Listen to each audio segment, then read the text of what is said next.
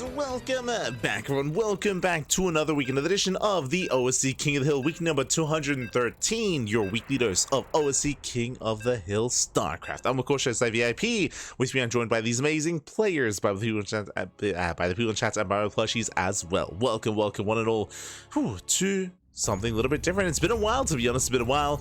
Shout out to Steadfast, by the way. Steadfast has been covering this event for the past couple of weeks, couple of months. So it's been a while since we've jumped into the ring for some OSC, but we are here, we are back, and we are jumping right into we are jumping right into our best of one match. Let's go. As spawning in the top right hand corner of ley lines, we have the German Protoss player. We have the blue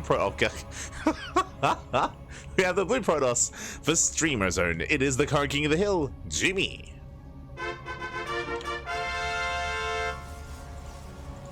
And spawning in the bottom left hand corner, we have the red Protoss player from land of the Netherlands.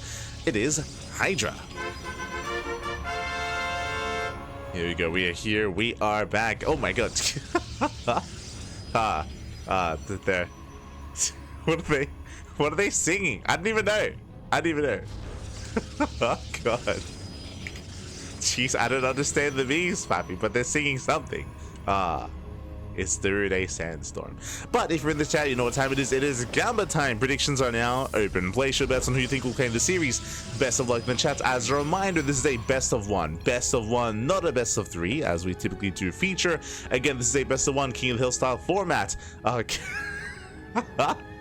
don't understand these goddamn zoomers. I'm shaking my head, man. Shaking my head. But yes, of course, this is a King of the Hill style format. Best of ones, pure best of ones, winner stays on, loser is eliminated, and we have 15 matches. 15 best of ones are available here to us here tonight, and we have our first PvP of the broadcast. I'm sure the first of many. Oh boy. Exclamation mark B in the chat if you guys don't have a look at the bracket yourselves. Currently the bracket is of course empty, but we'll be slowly filling out said bracket over the course of the broadcast as we do open up with a proxy pylon. HiGhDrA being a little bit cheeky here will be hiding, I would imagine, a Stargate. I would imagine there. No, actually never mind. Oh my god. Never mind. We're gonna be going for a proxy robo, not a Stargate. Now this proxy robo is very far away. That's why I assumed Stargate, right? I assumed Stargate, I assumed to harass across the map with an Oracle opener, but no, going for the Robo instead. This is going to be an interesting one. This looks like a proxy Robo War Prism just to harass with the depths into the main. Meanwhile, Stargate opener out of Jumy, Stargate on one base, yet to expand. We'll be going for a delayed expansion. Adepts do arrive, they shut down the initial scouts, and Jumy, he has not even probe scouted, by the way. Oh my god, he has seen nothing. This is very greedy. Very greedy here from Jumy. Now Jumy does move out with a probe as well towards the right hand side, not to scout but to throw down his own. Okay, no, he's going to be scouting. He's going to be scouting here just in case there is a proxy here on the right hand side of the map. Adepts move out, stalkers as well. They do bypass each other actually. Adepts, they make their way past the stalkers. Stalkers, they will keep up. They will take notice. And yep, there's that prism. There's that prism here again to go into the main base, harass in the mineral line. And before I get ahead of myself, of course, during the downtime, during the countdown screen, a big shout to Mori30 in the chat. Thank you so much. Thank you so much for the Twitch Prime for 17 months, Pappy. Oh my god. That's a lot of months. That's a lot of months. Thank you so much. Thank you so much for the support. Adepts, they come in, they scout, they confirm no expansion. There is no nexus. There's a pylon to block off, and we're all in. We're going for a full all-in here. So one base all in at a HiGhDrA. Meanwhile, we are indeed proxying Immortals. I just assumed it was going to be a prism just to reinforce and just to juggle into the main. But no, we are actually going to be rallying Immortals from across the map. Let's go. Oh, Jumy, he's crazy. Ninja base? Ooh, we don't need a ninja right now. We don't need a base right now. We need an army. We need a defense. But bold move here. Oracle into the main base, going for the stasis trap. Alas, the reaction, no reaction, late reaction. Catching the entire mineral line at the same time. HiGhDrA busting into the main, does drop off, does bust in. No shield battery. Oh, no, there is one. There is one further back. Shield battery is ready, and with that, Jumy will defend. Jumy, he will shut this down. He will focus on the prism. Oh, the prism goes down. The prism. GG. And with that, Jumy will take aim number one and maintain his crown and his throne as the King of the Hill. GG. GG back. Yeah. GG, well played. It all came down to the one base all in, to the proxy, to the robo into Immortal Production, sorry, Prism into Immortal Production, and unfortunately HiGhDrA did overextend going into the main base. He did overstep, and he lost everything. Lost the Prism, lost all the units, before even embracing the Immortal Opener. Remember, Jumy was crazy, papi. Hold on.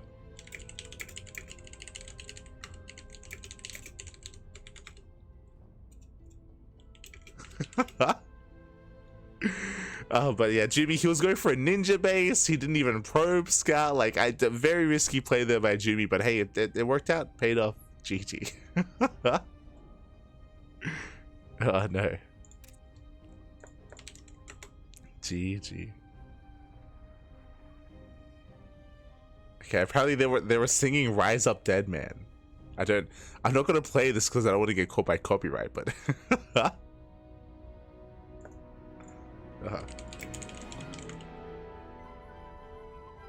Let's go. Oh wait.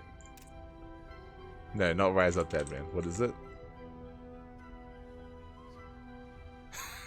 Yeah, there you go. Apparently it's part of the soundtrack of a game called Hunt Showdown. That's what they were talking about. Competitive FPS. Released 2018. Okay, it's such a niche reference, papi. Ay, ay, ay. But okay, there you go. There you go. The more you know.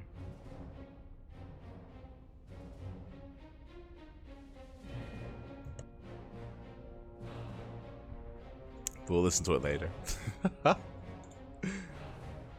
What happened to the prism? It died. That's what happened. The prism did go down. We did the zoom. I did the face palm.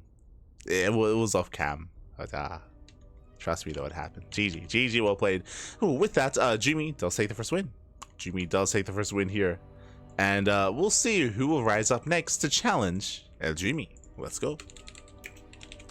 Let us go. As a reminder, best of one. These are going to be best of ones, of course. We have 15 players lined up. 15 players that are lined up here to face off and try to bring Jumy down. Jumy is the current king of the hill, and we'll see how long will he reign. How long will his reign last? Let's go. As I see someone logging in. We might be featuring a Zerg player. A rare sight here. Are we going to be featuring a shark from the sea? I think so. Yeah, let's go. Let's go. Up next, it is going to be a PvZ between Jumy and Demi. Vámonos, vámonos. Demi, of course, being the shark of the sea. There's of course a big history behind that. But Demi, from the Indian Zerg player, of course, did kind of rose through the ranks amongst the Southeast Asian region here, with players like me and Micah, Go Joey, and Ender, and many others. Nowadays is kind of like pseudo-retired. Nowadays, Demi, he mainly plays for fun. He plays more like a hobby. Previously, back in the day, a couple of years ago, he used to be full-time, devoting everything to StarCraft. Nowadays, has kind of taken a step back, but still is a part of the scene, still does compete every now and then, and always a treat to see Demi whenever we can. Let's go. It's VyuN time. Let's go. VyuN. So, currently, Vita's on the way, and we will soon be jumping into our next best of one. We'll get there.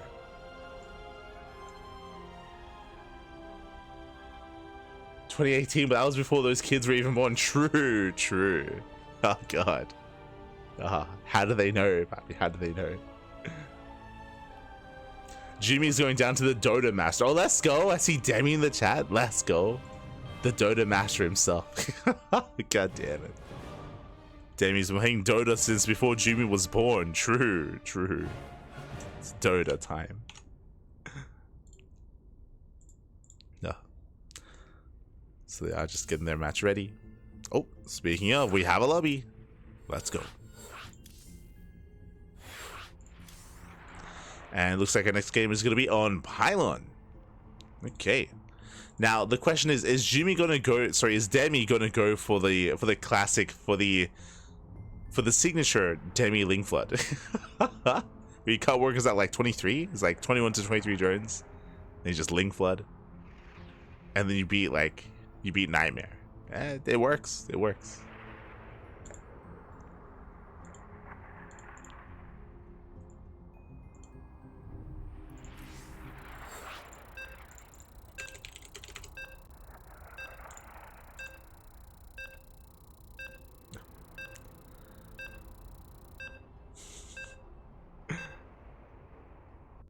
Alright, let's go. Also, I didn't realize that either. He's playing on a barcode. God damn it. It's fine. It's fine.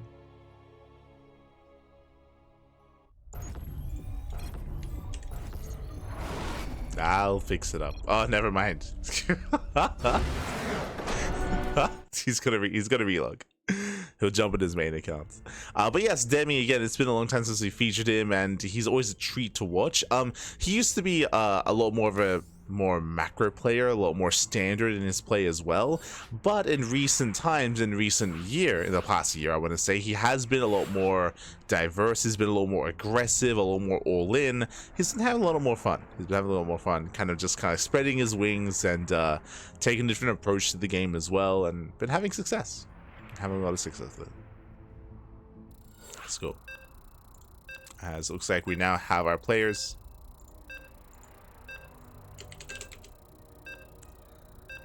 And we are jumping into our next game.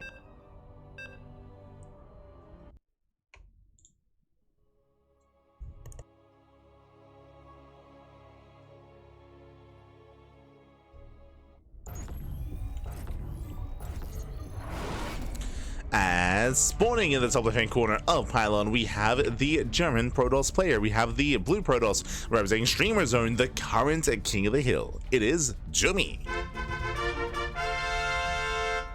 And spawning in the bottom right-hand corner, we have the Indian Zerg player representing Maturino Esports. It is Demi. Here we go. Oh, no. Go play HiGhDrA. I believe that is what the kids call Dota. See, God. Or is that in a cheats? One or the other. So far, hatch first. Hatch first here. Hatch gas pool are most likely out of Demi, but we'll be keeping an eye on the drone count here of Demi. We'll see if he does cut workers early on. Ah, nah, yeah. The cheese, baby. Yeah. Let's go. I did have some ramen earlier, by the way. Yes. With an egg. It's beautiful.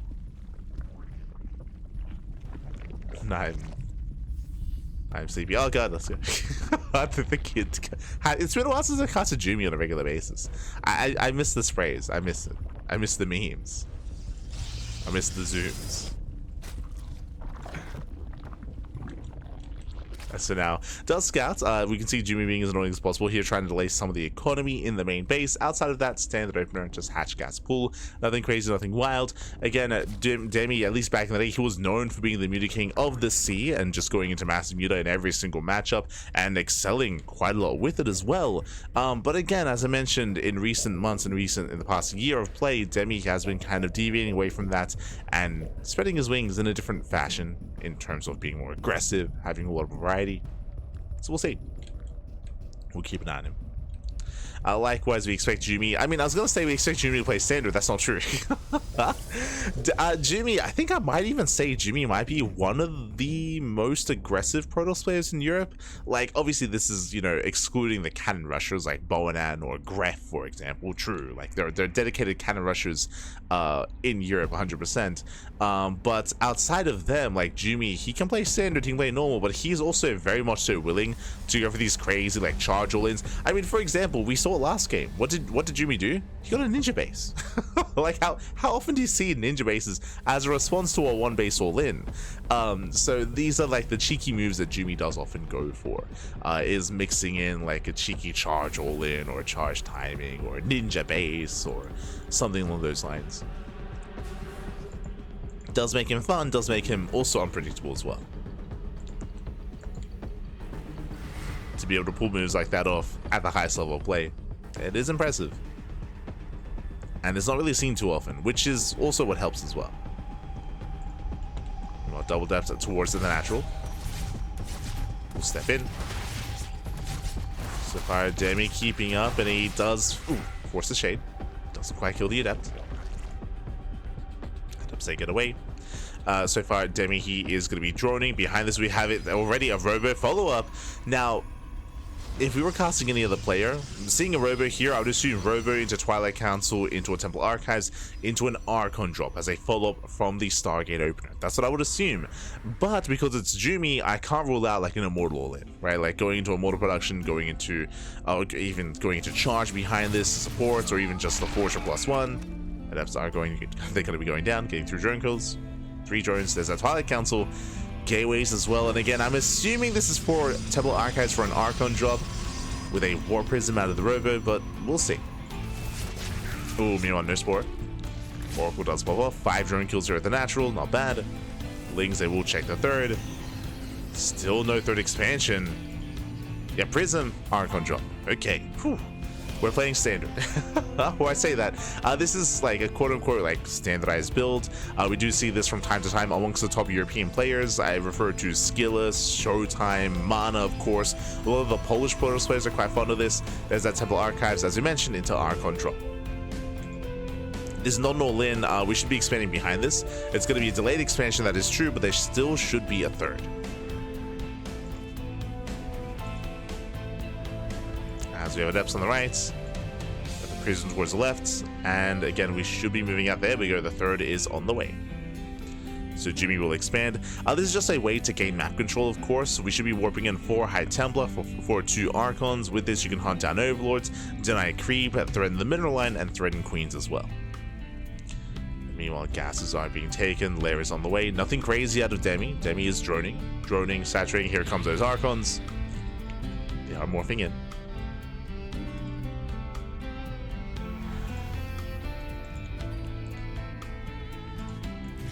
So far, Queens are in position. Nice target firing on the Prism. Nice target firing. Ooh, but one of the Queens does overextend. The other Queen as well. Losing 1, losing 2 Queens. And nice trades here from Jumy. Demi has to evacuate, has to pull away. Roaches are in production, but they're not ready yet. And this is getting out of hand. It's getting out of hand. Already getting 2 Queens. Already diving on another. Takes down the Overlord. Prism takes some damage, but does pull away. Oh, and is coming to the warp in. Yeah, he's coming. Remember, behind this, Jumy is expanding. Jumy is saturating, but he sees an opportunity, right? He sees a moment of weakness, and he's here to abuse. Takes down the drones, dives on the Queens, gets up, almost gets another. Prism taking a lot of damage, and the Archons, can they get away? They can. They get another Queen. 1 Archon falls, but the other does escape. Nice stasis going off, catching a Queen. And with that, looking at the trades here, Jumy traded well. Lost some Adepts, lost some Zealots, lost an Archon, but took down 9 drones, 3 Queens, 16 Lings, and an Overlord. And also denied mining, right? Denied mining here at the 3rd for quite some time.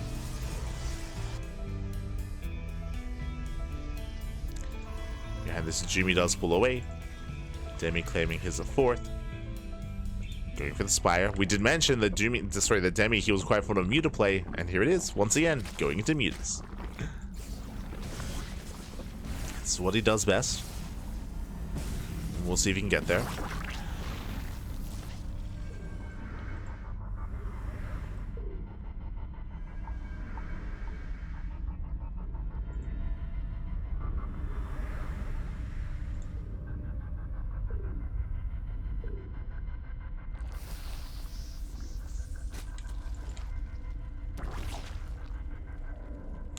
Ooh, Zeracle does head further in, does get a full scout of the main, does get eyes on the Spire.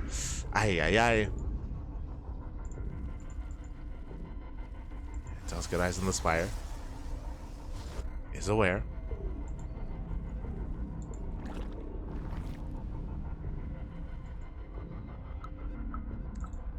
Likewise, Jumy rotating over, does reinforce. He's got his 3 Immortals, his 3 Archons. He's going to be pushing here with Charge, with +1. This is going to hit like a truck. Demi, he does have some Roach Ravager waiting though. True. Thankfully, he didn't rush into Mutas. That would have been disastrous, as Mutas, they would not have helped. The Immortals, they focus on the expansion. And Jumy, he does back off. Oh, and then Mind claims the fight. Yeah, nice force fields, locking down the Roaches, locking down the Ravagers, and Jumy, he will clean up these Roaches.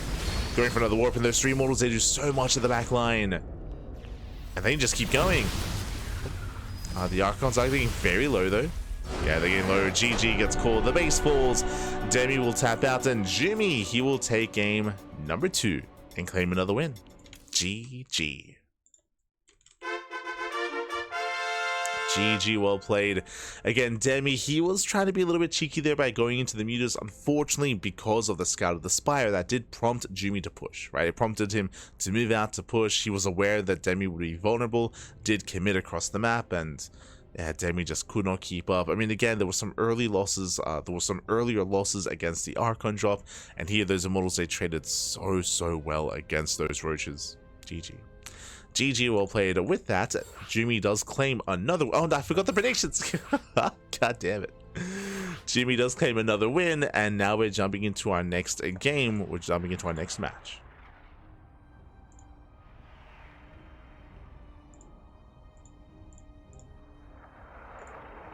Okay, hold on.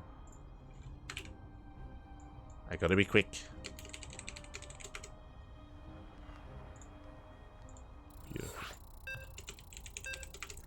As we are going to be going back to our PvPs. Up next, we have Jumy versus MindelVK.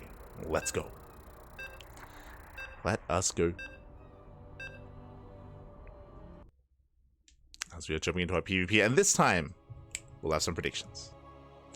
This time I got you. As spawning in the top right-hand corner of ley lines, we have our red Protoss player. We have, for Samsung Gaming. Our new challenger, our new would-be usurper, it is MindelVK. And spawning in the bottom left-hand corner, we have the German Protoss player. We have the blue Protoss representing Streamer Zone. It is Jumy. And you know what time it is. If you're in the chat, Gamba time. Predictions are open. Place your bets on who you think will claim the series. Best of luck in the chat, as of course we have Jumy, our current king of the hill. He's got 2 wins so far this week, and he is ready for more. Oh boy, he's not satisfied by it. Meanwhile, MindelVK, he himself has also had some moments of brilliance in recent times. Part of me wants to be like, oh, MindelVK, like nowadays, you know, he's more of a streamer, more of a caster, more of a content creator. He does a lot of, you know, organizing tournaments nowadays, playing in 2v2, playing in StarCraft Evolution. But at the same time, he has been actually improving a lot as a player as well. He has still been dedicating to his craft and getting some really good results.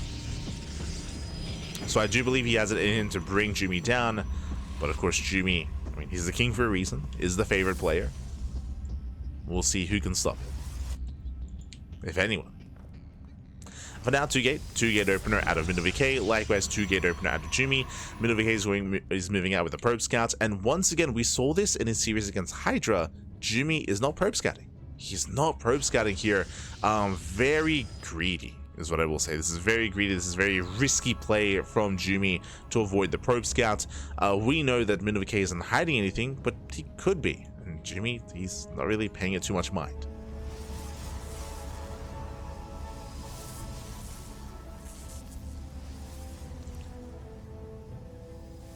As MindelVK does go in for the scout, he does confirm that both pylons are in the main. He does confirm that there is no proxy. Not yet. And he's here to block the expansion.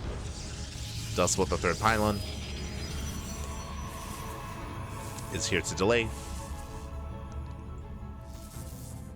Oof, as yeah, I was have to say MindelVK, I got this break. He did not shoot first. Jumy was claiming that fight, and Jumy does kill the probe.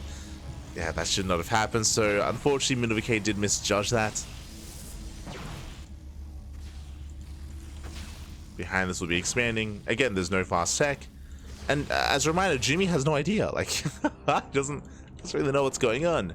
Now he's going for his scouts, but far later. Behind this, MindelVK going for a 2nd and 3rd sentry. Going for mass hallucinations.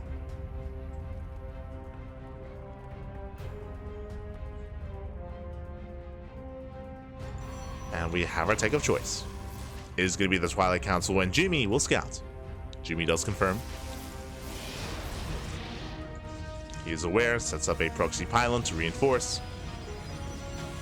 Behind this, we do have a Twilight Council as well, so both players going into Blink.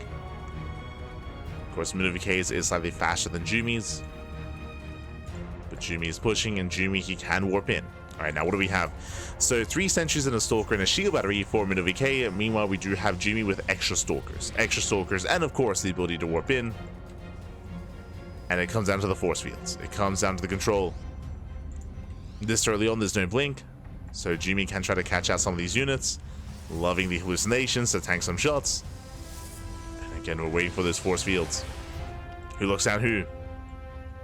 Up. Again, we're hoping to bait. Trying to bait out some force fields. We're psyching each other out. Adepts are on the way. Of course, Adepts taking Shade Pass, taking a 1-shot probes. And there's nothing on top of the ramp. Oh, there's no block from MindelVK. Uh-oh. Yeah, there is no pylon block.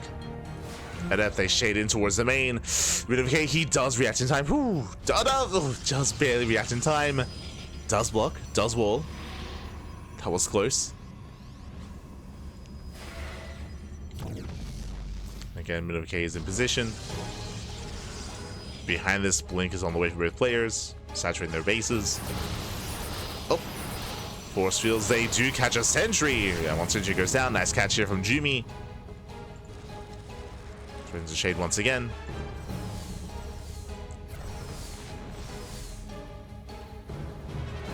And while Jumy is containing his opponent, and while he did snipe a sentry as well, expands, gets a third.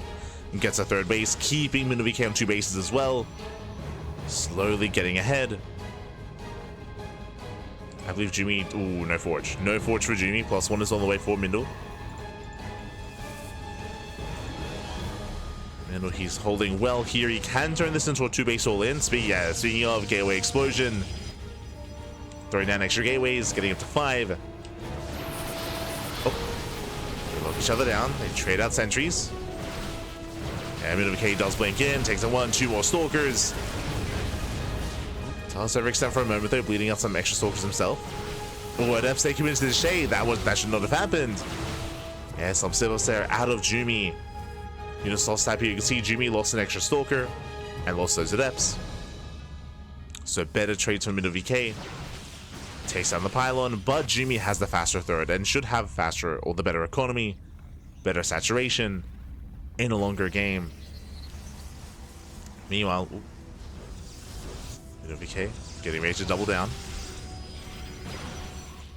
Throwing down another gateway. Getting up to 7 gateways. That's a lot of gates. And here comes a War Prism. So +1 is going to be done. War Prism's on the way. MindelVK breaks out. And Jumy's in trouble. Jumy's trying to buy time, racing back home. And again, there's going to be a window in time here with Jumy. He's down in upgrades. He's going to be down in stalkers. Currently ahead, we're waiting for the warp in. Waiting for the prism. Oh. Speaking of, slightly better engage here from MindelVK. Yeah, does get better shots off. Bullying Jumy back. Does punish. The warpins, they do not stop. Jumy, he's about to catch up in those upgrades. The shield batteries, they will help. They're necessary. Now, with the help of shield batteries, Jumy, he can hold. Yeah, that's 3 shield batteries. Putting in a little work. Sorry, 4 shield. Jesus. 4 shield batteries. Blackbear's blinking back to them. The concave still though in favor of MindelVK. Has an overwhelming army.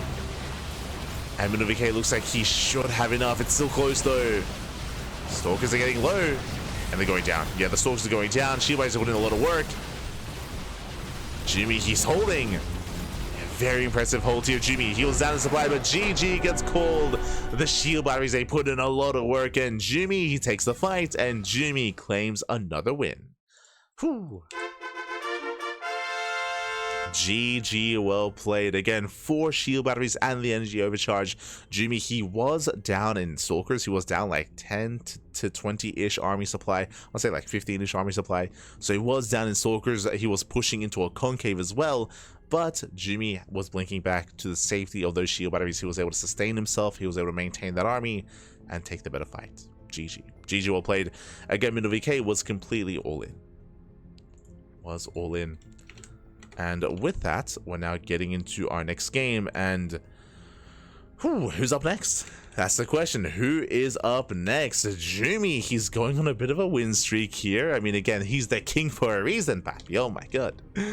And we'll see who will rise to the challenge next. Here we go. Let's see who is up next here. Again, when it comes to these tournaments, we do have certain regulars here that we expect. It has been enough time at this point where players, they should have made it back home from Star Zagora, from traveling to Bulgaria. For the most part, I feel like players, they should be back. And I do see some players online here as well. I do see players like Sebesdes lurking around. I see Goblin lurking around. I see GG Machine as well. I think I'll caught a glimpse of some others likewise lurking. So we'll see who does rise up. Likewise, we could also be featuring some Koreans as well. Right now, we've seen a lot of Europe on Europe action, but some of the Koreans, they will stay up. Speaking of, we have our next contender here for the first time, a Terran player. Okay, up next is going to be a PvT between Jumy and Moja. Let's go. Again, I love that Moja has been more active as of late. Moja, of course, he debuted, what, now a year ago at this point, maybe a little bit more than that, at Home Story Cup.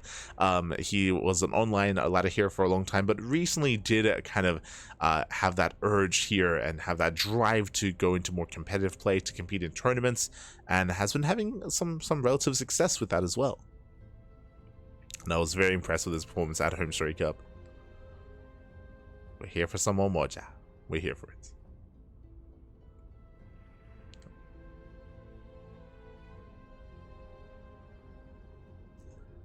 Here we go. And it's been a while, I'll be honest. It's been a while since I've covered and casted Moja, so I'm curious to see how aggressive he's going to be, if at all, or how macro-oriented he's going to be. I think this is going to be a really nice kind of precursor to Home Story Cup. I was just referencing it, of course, and Home Story Cup is in 2 weeks. 2 weeks time, we do have a Home Story Cup towards the end of the month, and I'm sure that Moja is going to be a part of that. I don't think we have confirmed players yet on who is and who isn't going to Home Story Cup, but I feel like there are certain regulars and certain locals that we expect to be there, right? I'm referring to players like your Mojas, like your Showtimes, Lambos, Big Gabe as well, Jumy, for example. True, yeah, Jumy as well. We do expect them to be there.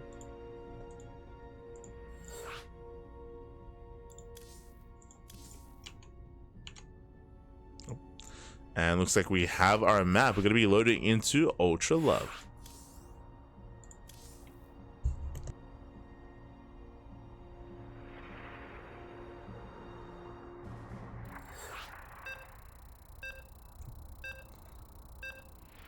Okay.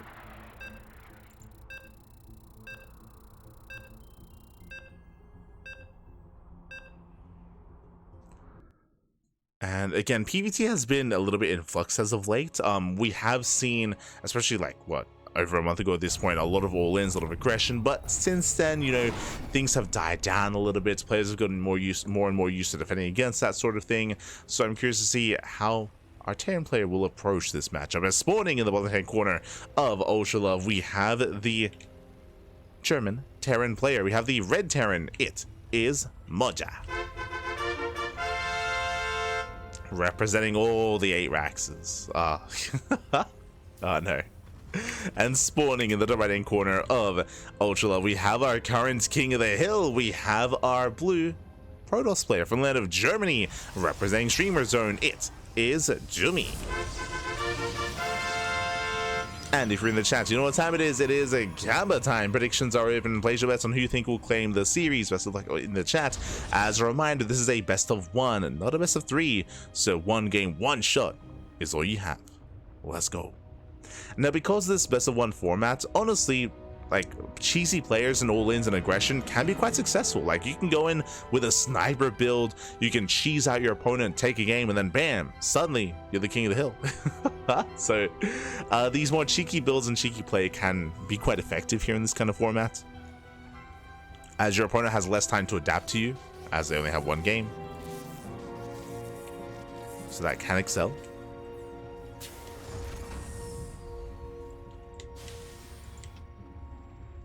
So we do have a Jumy going for a gate expand before Cybercore, so a very greedy build here from our Protoss player. Going for the faster Nexus. Meanwhile, Moja back at home, single gas opener, racks, expand, economic start, CC is thrown down, and of course Jumy does scout and does confirm. So economic openers all around, at least so far. Likewise, Marine first, no SCV scout. This is a pretty common style here in Terran vs Protoss, especially amongst the Koreans, and now especially amongst, I mean, also the Europeans as well, is to just not scout, right? You skip the SCV scout, you skip the Reaper as well.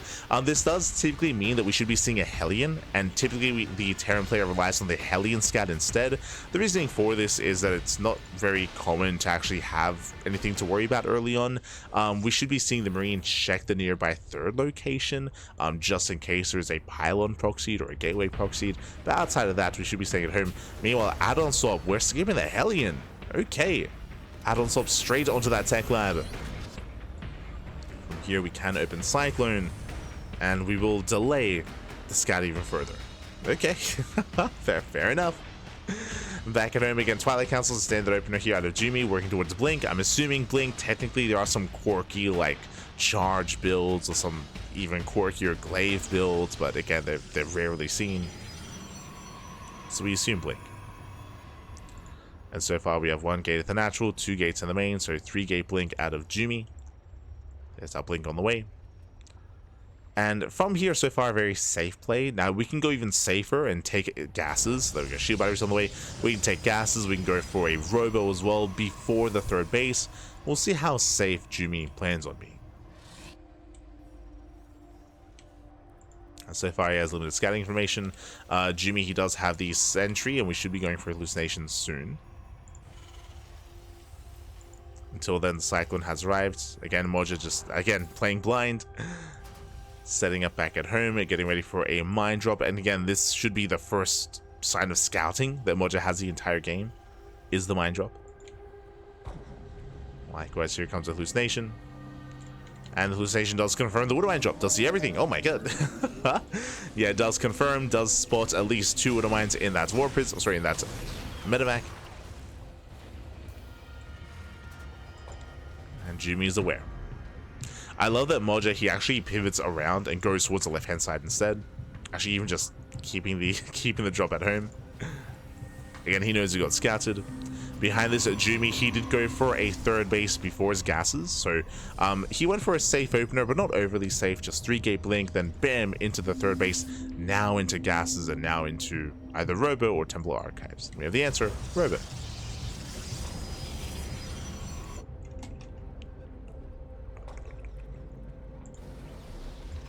Meanwhile, back at home, we did to make our tech labs interesting, going into Cloak Banshee. Cloak Banshee on the way. Meanwhile, we do have the Adept shading out. No backup hallucination, not yet. Medevac drop towards the natural. Jumy's in position. Blink is ready. You can see he's trying to bait the army. Remember, he did spot the Medevac with his pylon. He's aware. And he pulls back those Stalkers to lure the Medevac in. And then, bam, he blinks forward. That'll be the plan. So he's ready with those Stalkers. Still no hallucination, which is a concern. Does have the Adept out on the map. And does have the Sentry, but again, without that hallucination scouts, we're not going to confirm the Cloak Banshees. Uh-oh. Now, Cloak Banshees, they won't end the game, as there is a Robo, and there is detection. Hallucinations man moving out. Of course, if the observers are out of position, they can always recall back home. We're going into... Oh my... Sorry, my apologies. I just realized. We're going into mech vibe. That's the second and third factory on the way, and we're doubling down, making more banshees, going into hyperflight rotors. Hallucination does confirm everything, by the way. He confirms all the factories and confirms the banshees as well. Now going into battle mech here, I mean, we have seen this among some of the Koreans, specifically Jumy and Ryung. They do like to mix in mech in TVP. On top of that, going into this more banshee mech composition is more seen against Zerg players. The purpose of these banshees, the Widowmine drop does come in. Ooh, Jumy does react, does pull away. Is to snipe some high-tech units and to harass across the map. In TVZ, they do a great job at sniping Ravagers and sniping Infestors and getting into mineral lines. Here, I would imagine something similar by also hitting those mineral lines, also trying to distract in the main bases. But cannons are being thrown down. Cannon at the third, cannon in the main. Here comes the move out, spotted by the Observer. Observer does confirm. Moja setting up, waiting for his upgrades. So we're still getting into Macfield accelerators and Blue Flame. But again, Jumy, at least he's fully aware. Like, he's fully aware what's going on. And he should be working towards charge. Yeah, charge is done. Forge on the way. Upgrades are a little bit later here, but +1 armor is going to finish up and getting into a second forge. And so far, Jumy doing all the right things, right? He's going into a mass gateway composition, blinks into the main. Blinks into the main base. Snipes some of these add-ons, going for the banshees. Ooh. And won't quite snipe. Oh, almost gets one. Almost not quite. Cam in the production, camming out some of these cyclones. Oh my god. Gets a banshee, not bad. Banshee goes down, cyclone goes down. Doesn't deny any upgrades, but does snipe the reactor and the tech lab. So nice pickups nonetheless. From here, tanks do siege, and it's going to be a one-way trip. Oh, I say that, yeah, most Stalkers do go down for them to escape, but this does distract, right? This keeps the Terran army busy back at home. These were nice pickups. Zealots have arrived, and this army here is exposed, but now we have reinforcements. Yeah, Moja, he does reinforce. He's ready.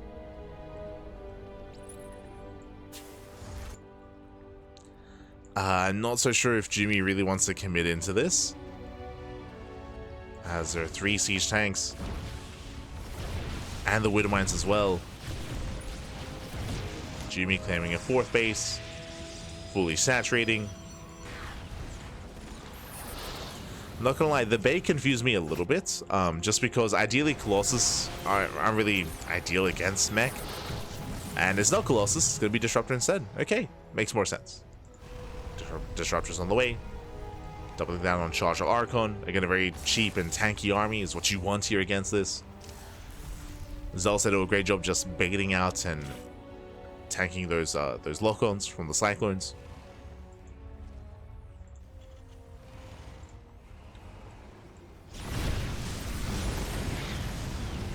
As you don't want them to lock onto your Archons or Immortals. Speaking of, the Archon is going to get caught out.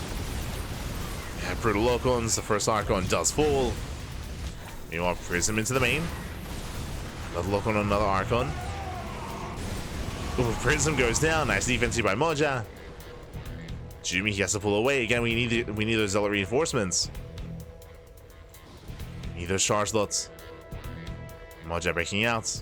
He's got 5 Banshees, making a 6th. Locks onto the Archon. Another Archon goes down. Again, these units, they do add up. They do stack. The value, I mean. Disruptors have arrived. First Nova goes off. Ooh, nice connection. Takes down a Cyclone.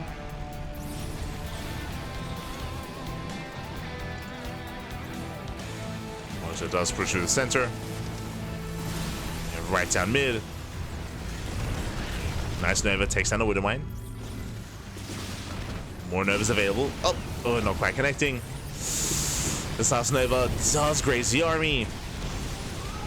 Now the Disruptors are on cooldown. Meanwhile, as Moja's moving in, we have a DT counterattack. Zealots as well. Does distract. Somewhat trading. Catching up to 9 SCVs, not bad. Workers going down. Line shots from the Zealots. Jumy does collapse in, takes down the first tank. There's 1 tank left. It takes down both tanks, not bad. Now it's just the Battle Mech army. Moja does quite well. Behind the Zealots, oh, they are cleaned up. They at least deny mining though. I don't think that's intentional. They're following. I don't think these SV should be moving out. They're on follow here on the Cyclone. No. But Moja, not like this. I think yeah, you can see they're following the Cyclone. There we go. Now he pulls back. He does notice. He's like, guys, what's going on? Get back to work. It's like, Pap, we normally pull the boys at this time, don't we? He's like, no. No, not this game, not this game.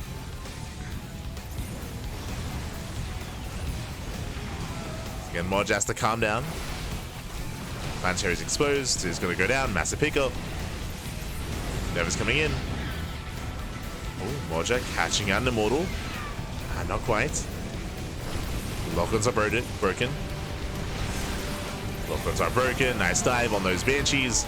Tank once again gets hardened down. Lock-ons are brutal though. Yeah, Jumy trying to chase him down, bleeding out a lot of Stalkers. Bleeds out a lot of Stalkers, but behind this taking more bases. And what's important is that this entire time we've been seeing these armies trade, but what about the economy? SCVs have been going down. What about the probe line though? I mean, no damage. The bases have been untouched. The mineral lines have been untouched on the side of Jumy. So he can afford these trades. He can afford to throw away Stalkers and Zealots and Archons. And Moja cannot. He just lost an expansion. And Moja is running out of steam. He's down to 51 SCVs. Less than a 3-base economy. Likewise, he's stuck on 3 expansions. On 3 CCs. And he's just being overwhelmed. He's just being overrun.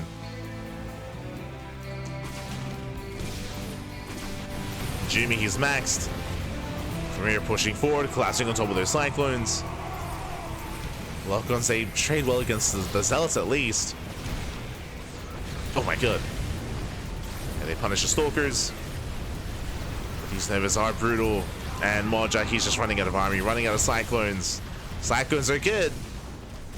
But we still need an economy. That's going to be 12 SCV kills. Ay, ay, ay. Again, Moja can't afford these losses. Down to 42 SCVs. Again, barely an economy.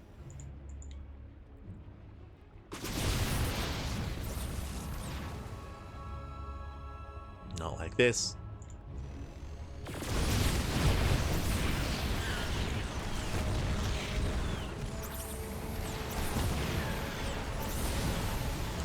So it's not going to be collapsing in.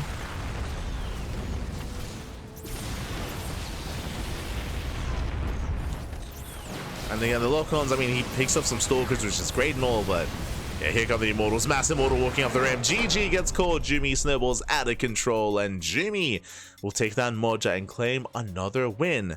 Another point on the board. GG. Another point on the board here is Jumy. He will once again claim another win. He is still our king of the hill. Moja with a more unique style going into battle mech here against Jumy. And again, we have seen players succeed with this, even at the highest level of play for sure. But Moja did have a really hard time gaining map control and gaining a kind of map presence. He was somewhat trading with the army, but again, he never really threatened the bases. He never really got into any of the mineral lines. He never had the freedom, never had the wherewithal to go for any Hellion run-bys or counterattacks. And with that, Jumy, he was free to trade. He was free to just embrace the map, take it, mass expand. He was up to, what, 87 probes towards the end of the game. Had a crazy economy. And GG. GG, well played. With that, Jumy will claim the win. Oh.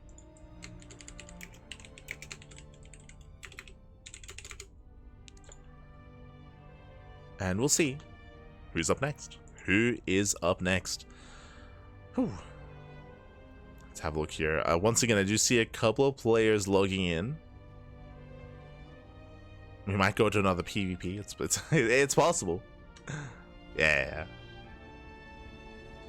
Did notice a new contender, a new challenger logging in. Up next is going to be a PvP between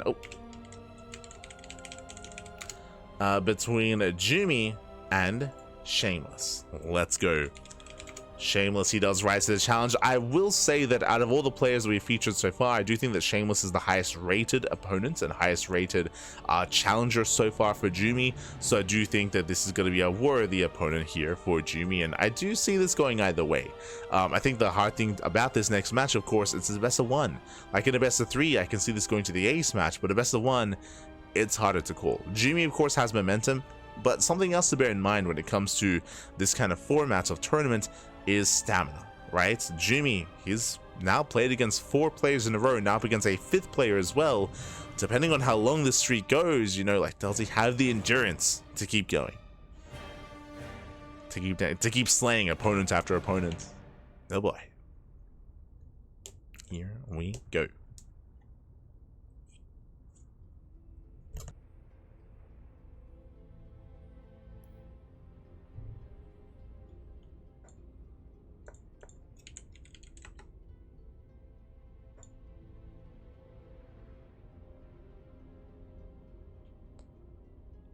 Go. As our players are just connecting their vetoes. The way this works here, when it comes to the format, bear this in mind, is that the format is the current king of the hill gets 1 veto, gets 1 singular veto, and then the challenger can pick whatever map they want outside of course, the vetoed map. So it is challenger pick. Oh, and we are going to be, of course, featuring an extended map pool. We have yet to feature any of the other maps, but we do have Oceanborn available, which is from the previous map pool. We have Sandworm, which is from TLMC 20, and we have Spirit Crusher, a map that I don't think I've casted on. So curious to see how that turns out as well, if we can get there. It's always a treat. Always.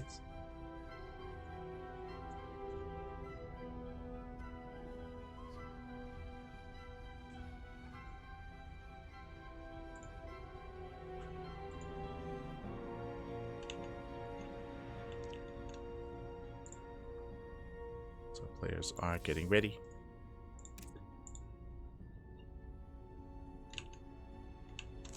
Bearing in mind that we have 15 best of ones here tonight, and so far we're, I guess, a third of the way through. This is our 5th best of one. This is our 5th match. Oh boy. And I do feel like a PvP is probably the best way to bring Jumy down. I mean, would I say that's his weakest matchup? Oh, probably not. I will say maybe it's PvZ, but there aren't many Zergs is the problem. Like, we don't really have many Zergs to pull from. Like, I can see Iba, I can see maybe Young Yakov, True, maybe Wayne, depending on who's available, of course. Double checking here. So last week we only had 2 Zergs. We had Mixu and Cham. Okay. Again, we've yet to feature anyone from the Americas or Korea yet tonight, but again, if they're available, then they can step in. Players like Cham, players like Mixu. Players like Creator, ByuN, Solar.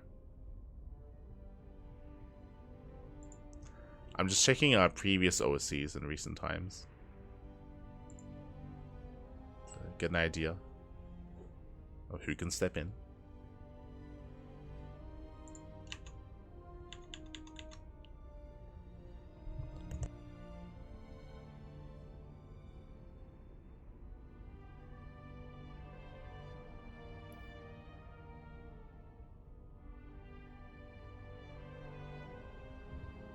Has Spirit lost on Spirit Crusher yet? Oh my god.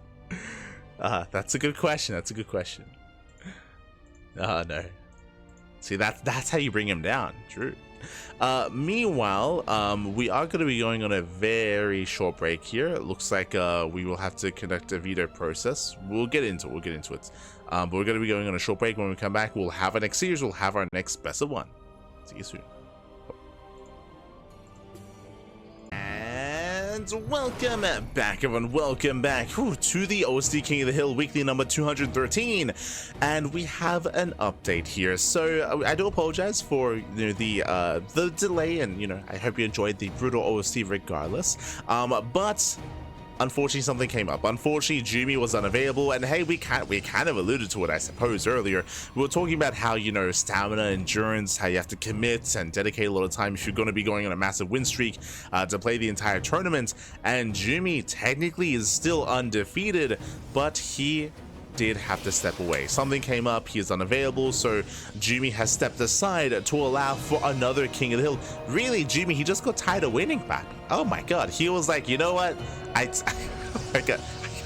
can't do this all night, Pappy. I thought I was gonna go down like 2 maps in. So Jumy did step away, undefeated, and instead we have a fresh pairing of players here. And spawning in the top left-hand corner of Oceanborn, we have our yellow Protoss player from land of Czechia.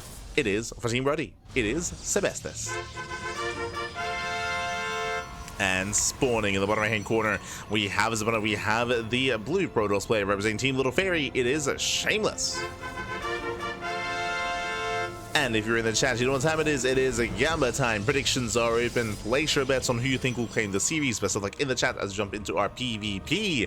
And now I would say that there's no clear favorite here. Now the slate has been wiped clean. No longer is there a Jumy raining down terror on the people. Now the throne is open, and now we are here to present a new king. Who's it going to be? Who's going to be the new King of the Hill? Sebesdes or Shameless? Something that we can say for certainty, though, it's going to be a Protoss. It's going to be a Protoss. Which Protoss? We're here to find out. 2-gate opener. 2-gate opener out of Shameless. Likewise, a second pylon is in the main. Sebesdes doing the same thing. 2-gate opener, second pylon also in the main base. No cheese, no proxy, no shenanigans. And welcome, once again, to Oceanborn. I mean, we've covered so many games on it, but I just glossed over it. But yes, welcome one all to Oceanborn. Oceanborn, of course, was in the map pool last season, so not too long ago at all. Oceanborn, known for having a bit of a shorter rush distance by ground, is a bit of a wider map, that is true, but the third base is very accessible, and we have seen many a 3-base all-in on Oceanborn. I say 3-base all-in, I mean, when I think of Oceanborn, you know what I think of? I think of a German taxi. I just think of non-stop German taxis on Oceanborn. But in the PvP, we could try to embrace a longer game instead. We'll see. For now, Sebesdes is the first to expand, does claim his natural. Shameless, not too far behind him, will be claiming his own base as well after his warp in. So Shameless does move out across the map. Likewise, Probe is in position to throw it in the pylon. The Probe is here to reinforce. There's that Nexus. And there's that pylon. Sebesdes likewise does go for hallucination, will confirm the gateways, will confirm the expand, but you'll also notice here that the expansion is delayed and that there's a rally of stalkers. Yeah, back at home, he has a shield battery on the way. Nice fortune, looking down the sentries, and he gets 1, 2, soon to be 3 sentries going down. These are brutal losses for Sebesdes. That's gonna be 3 dead sentries, and Shameless, he will overwhelm. He will overwhelm, taking down both stalkers. Shield battery is exposed. The Stalker will survive, but that's still going to be 2 more probe kills, and here come the reinforcements. Shield battery is now done, but it's already sustained some damage. Shameless does pull away. Does pull back, does pull away, takes down the shield battery. And against Sebesdes, he is in danger here. He is in trouble. Down to 3 Stalkers. Nice target firing. Oh god, but we'll lose 2 Stalkers in the process. Another shield battery goes down. And this may just be out yet. GG gets called. This the GG, Bobby. And Shameless, he will take the win. He will take down Sebesdes. And Shameless, he is our new King of the Hill. GG. Oh, GG, well played. Shameless, he will claim the win here. Again, a very intense, very aggressive game here by Shameless, delaying his own expansion, rushing across the map. We spoke about at the start of the game how the rush distance by ground on Oceanborn is shorter, how we do often see all-ins. I was alluding to a 3-base all-in, and Shameless wasn't necessarily all-in, but he was still hyper-aggressive regardless. Again, he chose to delay his expansion, got extra warp-ins, reinforced across the map, and Sebesdes was caught with his pants down. Unfortunately, he was fixated and prioritizing his expansion, his natural base. He had less warp-ins. He was also vulnerable early on, and losing those first 3 centuries was a brutal start, just a brutal way to start the game. GG. GG, well played. With that, Shameless, he will claim the win, and we're here to determine who's up next. Who is up next?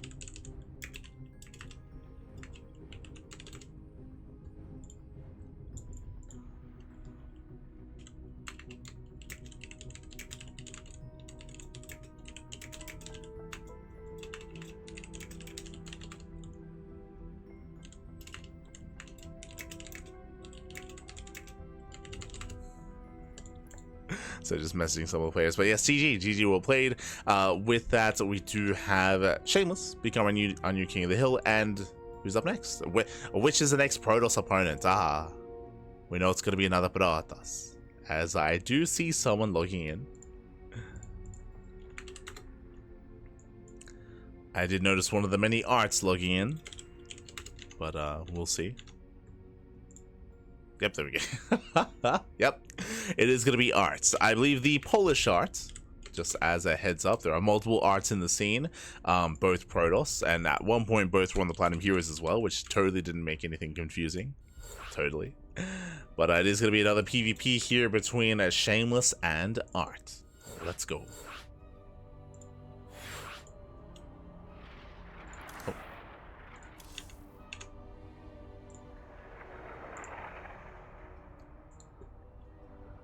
We go. As again, Art, he's always a wild card. He's always a wild card. Art, he is a very, very strong player from Poland. Of course, he did spend some time in Korea as well, many years ago at this point. And Art, he is not the most consistent of players. Like, I would rate him quite highly, but he doesn't devote as much time to StarCraft currently as he used to, or as Geralt and Cristiano do, for example, as well. So Archie's been a little bit more inconsistent when it comes to his performance, when it comes to his results, but still a strong player in his own right. And here we go, spawning in the top left-hand corner of Persephone. We have our Polish Protoss player, our pink Polish Protoss player, representing the Platinum Heroes, our new challenger. It is Art. And spawning in the bottom left-hand corner, we have his opponent. We have the blue Protoss player representing Team Little Fairy, our current King of the Hill, with one win under his belt. It is Shameless.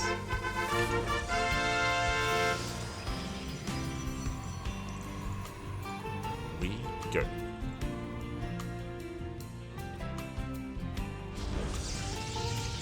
And our PvP does continue here, and this is going to be Art's map of choice. Persephone is, of course, one of the newer maps in the map pool. Oh, hello. Yo, we trapped? Yo, wait. Oh, Jesus. Oh my God, that was a long embrace. Not gonna lie, for a moment there, I thought we lagged out. Like, yo, we were very close for quite an uncomfortable amount of time. Like, I was like, hold it. Like, are we frozen right now? I was like, did my game crash? Oh my God, that was crazy. Ay, ay, ay. But as we step into this, of course, if you're in the chat, predictions. It's Gamma time. Predictions are open. Place your bets on who you think will claim the series. Best of luck in the chat. As we are getting into our next game. Russia's White ground is very direct here on Persephone. Can be quite aggressive here on this map. And that's kind of what we're expecting between these two players. But we'll see.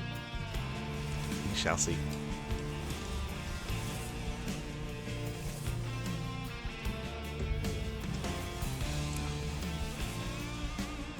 But now, second pylon in the main for both players. Both do confirm this as well with their scouts. Yo, Shameless with the juice box. Let's go. Time to get juiced up.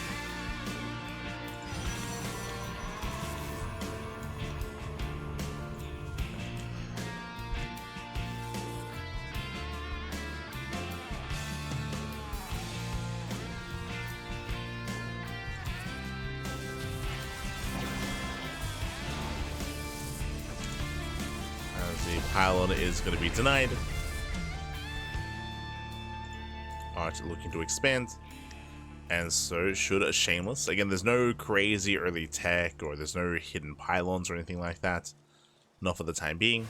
Sorry, I say crazy early tech. My apologies. Stargate, never mind. So Stargate opener out of Heart. That is a Stargate before Nexus. So going for the earlier Oracle. This is designed to get economic damage done early on, and the hallucination will confirm. So Shameless, he's aware. He is aware. Back at home, getting in position. Shield battery is on the way. And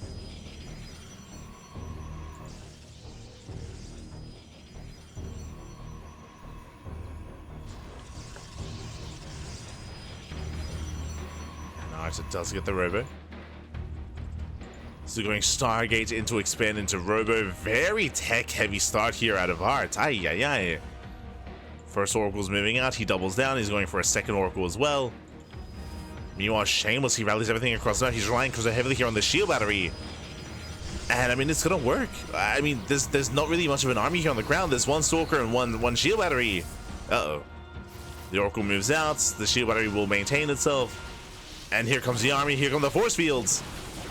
If we try to escape, shield battery goes down. And is that just game? The Stalker gets knocked down. Probes are falling. There's nothing. There's just nothing here. Yeah, there's nothing to defend. The Oracle does wreak havoc. Does get 6 probes across the map. At the same time, 6 workers go down for Art as well. Pylon falls and go off the ramp. But for all he knows, it could be a force field. It could be a sentry. There isn't. But there could be. And he's just going for the kill. He's just going for the Nexus. And if the army comes down to the low ground, he can just force field the ramp. Nice stasis behind the army. Okay. Alright, he has the setup. Boys are being pulled. Do we force field in time? Up! Does he notice? He does! Whew. Yeah, does notice. Boys are pulled. Base goes down. Here comes that stasis. Does pull away. Ooh, does take the stasis to the face. Will preserve the army. And with that, Shameless takes the lead. Shameless, he's up 5 workers. Shameless is up a base, up an expansion. But he may lose this army. As the Immortal's getting in position. And ideally wants to focus on those Stalkers. Oh, nice force fields. Does go for the recall, and he will save 1 Stalker. Save both, actually. Okay. Does save 2. Does save 2 Stalkers.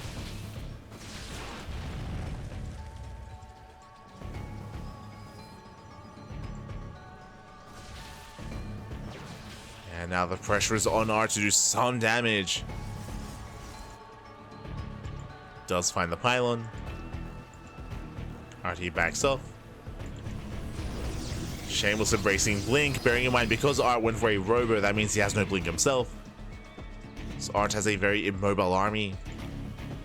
In a head-on fight, I favor Art because of the Immortals, of course. But Shameless, he can harass, he can poke in, poke out, bypass the army, get into the main. We're now hunting down the Oracle. Oh, it does hunt him down. Oracle goes down. Ay. Yeah, it's both Oracles falling. Behind this claims the 3rd base. Shameless, he moves out. He has the Observer. He has high ground vision. He just goes straight into the main.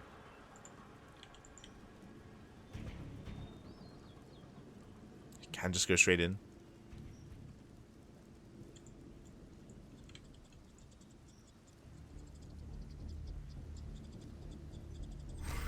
Here he commits. Going for the pylon. It's 1. Oh.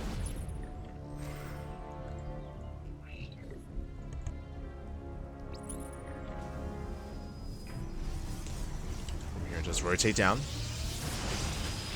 Going for the shield battery. Gets a Stalker. Not bad. Takes on the Stalker, blinks away.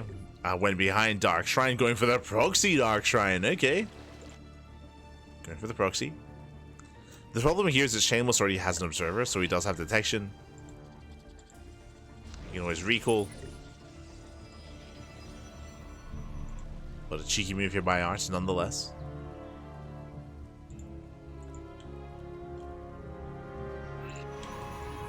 Ooh, the proxy gets scouted. Shameless is aware. Shameless is aware. GG gets called as Art. The Hail Mary play with an Dark Templar, but it gets scouted, it gets found out, and Shameless will take the win. GG. GG, well played. Shameless, he will take the win. He will take down Art 1-0. And will maintain himself as the King of the Hill. GG. GG, well played. Sorry, Shameless will take it. Again, a really cheeky move initially by Shameless. As a reminder, Art, he went for a Stargate opener into an Expand, into a Robo, into Oracle. Because of that, because of all that tech, he had no weapons. He had 1 Stalker. He had no other units to defend. So Shameless was able to catch him with his pants down, snipe the first Stalker, took control of the low ground, kill the base, GG. From there, he had a massive advantage, a massive lead. There were some opportunities there for Art to maybe bring it back with Oracle Harass, or with his Immortal Push, or with Dark Templar, but they were all shut down. They were all shut down. GG, Shameless does take it. And with that, Shameless, he will claim another win. Who's up next? Who can challenge him? As we're heading on over here, trying to get an eye on who is left, who's remaining to face off.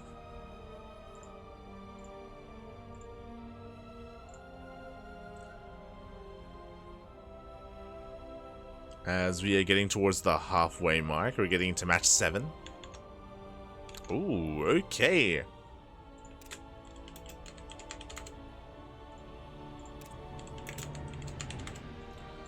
As we're heading over to the Americas server, up until this point, we have had some Southeast Asian representation with Demi, of course, but for the most part, we've had some Europe on Europe action. But up next, we have somewhat up on Korean action instead. Up next, we have a Korean Terran player rising to the challenge. Oh.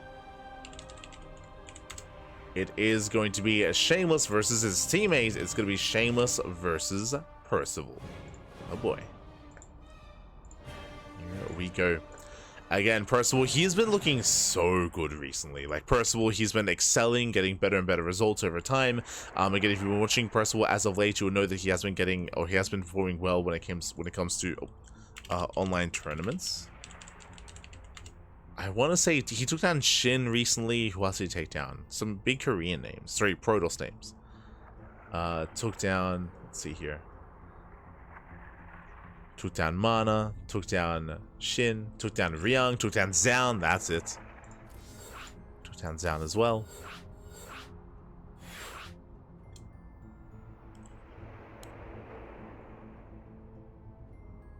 Cristiano.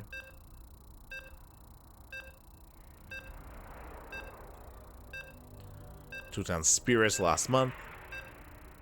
And we'll see if he can also claim some wins here. I mean, so far we've had purely Protoss champions and purely Protoss winners, but that might all change here and now. Let's go. As spawning in the top right-hand corner of ley lines, we have our South Korean Terran player. We have our blue Terran representing Team Little Fairy. It is Percival. And spawning in the bottom left-hand corner, we have the red Protoss player, the current king of the hill with 2 wins under his belt. Also representing Team Little Fairy, it is a Shameless. Here we go. And if you're in the chat, you know what time it is. It is a Gamba time. Predictions are open. Place your bets on who you think will claim the series. Coming into this, I do think it's quite close. I do think it's going to be quite close between the two players. I can see this going either way. I will say that Percival is going to be a good challenger here to bring him down. I do think that he has maybe the best shot to bring down Shameless, but we'll see if he can. Double gas opener out of Percival. We've seen a lot of all-ins out of Percival in recent times, so we're expecting the beginning here of aggression from Percival as well. This is going to be double gas into a faster factory. It's going to be delayed CC out of our Terran player. With this, we can go into Reactive Reaper Hellion. We can go for early tech labs, into tanks, into cyclones, into add-on swap, into Banshee. We'll keep an eye on the setup. This probe does dip in. The probe is denied the scout, so Shameless is in the dark.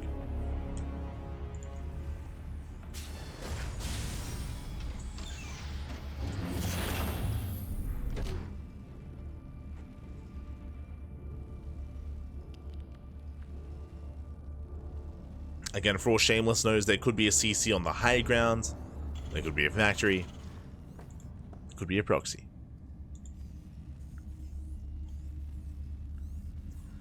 Now we have the factory being thrown down. So far so good. Reaper first.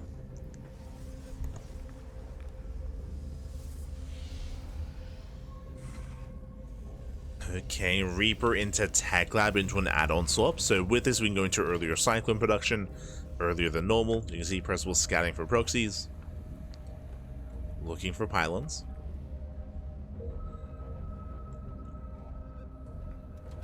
Percival playing it safe. Command center is on the high ground. There's that add-on swap. There's that Cyclone. From here, we can go into a second Raxer into the starport. I would assume starport. There we go. Starport's on the way. We can use the Rax to make an add-on for another add-on swap into another tech lab. That's going to be a reactor. Okay. That does shade in. And that does confirm how late the CC is.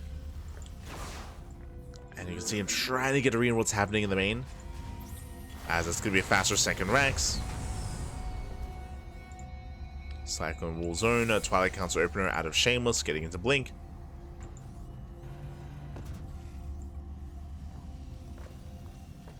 Interesting. At least he confirms there's no second tech lab. The initial drop.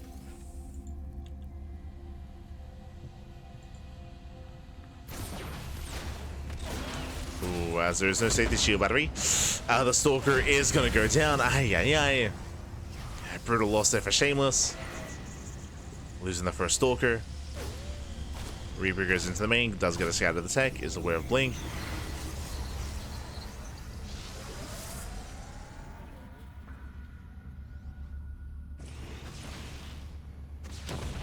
Nice catch on the Reaper.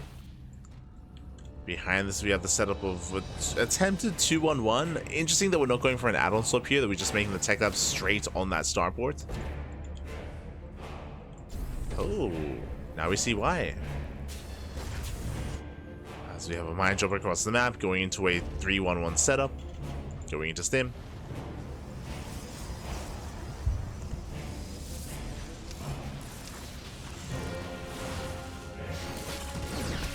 Mine drop does arrive. Takes down the Adept. Nothing else. One Wood Mine does escape, so we can always get back in. Get an early Stim timing here out of Percival. Tanks are also on the way. Bit of a supply block. Does slow him down.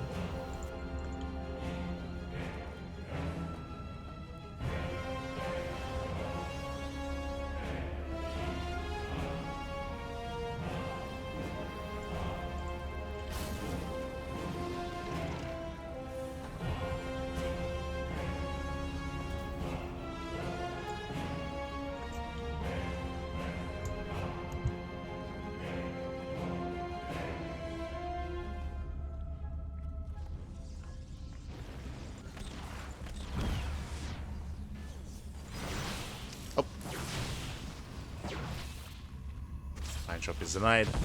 Nice defense here by Shameless. Shameless, after claiming the third base, is now working towards Colossus, not Storm. In a meta where Storm is all the craze here, no, not for Shameless. Going into Colossus. Here comes the first move out here by Percival. Shameless, he's gonna get caught out. Ooh, brutal pick off. Tank Boy is going off.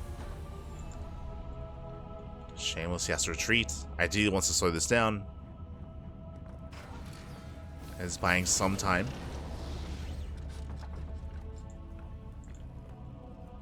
From here, Percival's just rallying everything across the map. The boys are being pulled. 2 base all in. And Shameless, I don't think he's seen the boys yet. Just following the army. There we go, does spot the boys. Nice scan there by Percival. Shameless is trying to catch the Unsiege. Oh. Go picking away at the army. Shield barriers are not ready. Colossus still on the way. And the tanks will siege. They're within range. Got brutal volleys here on the Stalkers. The base is going to go down. There's no saving this. And Percival's going to keep going. Going to keep pushing. Takes down the expansion. Shameless trying to catch reinforcements. Does get a tank. Not bad. Tank go down. Tank does fall. Nice drop here with the tanks. Yeah, they're moving further in. They're getting within range of the Colossus. I think he's done it. He has done it. Percival, he does get across the map, takes down the production. And he wants the Colossus. Won't quite get it yet. Colossus takes down most of the SCVs. Oh my god, but the tank flows are insane. Oh my god, the Colossus goes down. And with that Percival, he should have enough. Yeah, the tanks, they punish the Colossus. They punish everything. Another Colossus. Oh god, another Colossus falls. And Percival, he's going to be the first Terran to claim a win tonight.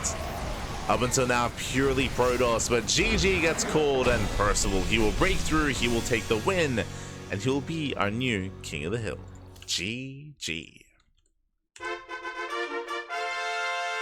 GG, well played, Percival. He had an interesting opener, initially going for the Cyclone into into Widowmine drop, just to scout, just to harass, behind it rush into early stim, and with that he moved out with 3 tanks. It was 3 tanks, I want to say with a reinforcing 4th tank as well. Did pull the boys, did commit to an all-in. Shameless, he was able to get a glimpse of what was happening, but he was getting caught off guard by the tanks, by the sieges, and he just barely not able to buy enough time for his glosses, for his shield batteries, for any kind of defensive setup. GG. GG, well played. Percival, he will claim the win here. He does does claim his first win, and is now new King of the Hill. GG. GG, well played, and we'll see who does rise up next year to bring him down. Oh, as we might have some more Korean representation.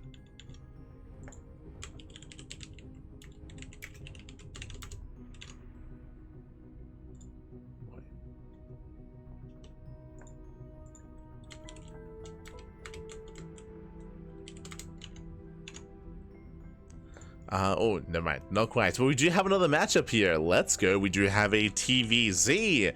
Up next, we're going to be featuring a Finnish Zerg player. Not Cyril, not Zuyeliang. But up next is going to be Percival versus Mixu in a TVZ. Let's go.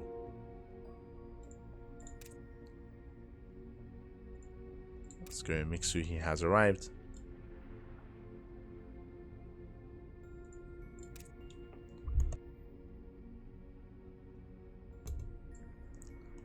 We have a rare side. We have a Zerg player. Let's go. Let's go. Again, Mixu, one of the regular Zergs in these tournaments. Hoping not the last.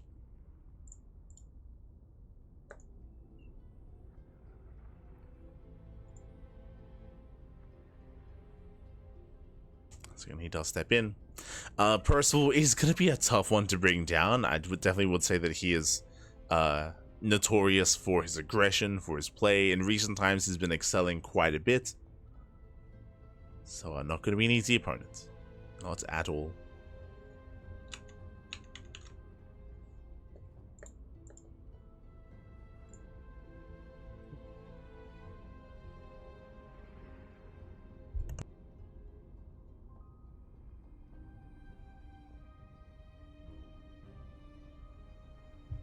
Oh my god. And we actually get to feature one of our newer maps for the first time tonight. I mean, we did see Oceanborn earlier, that is true. But for the first time, I've never casted on this map actually, we get to experience Spirit Crusher. Okay. This is one of the TLMC 20 maps. And is this a 4-player spawn map? Hold on. Wait, what? 2-player spawn. Okay. I think?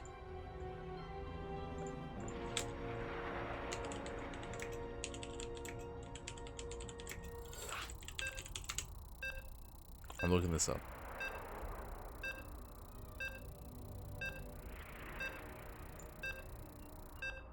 TLMC 20.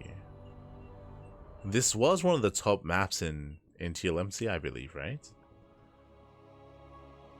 Yeah. Okay, you have my attention. Let's go.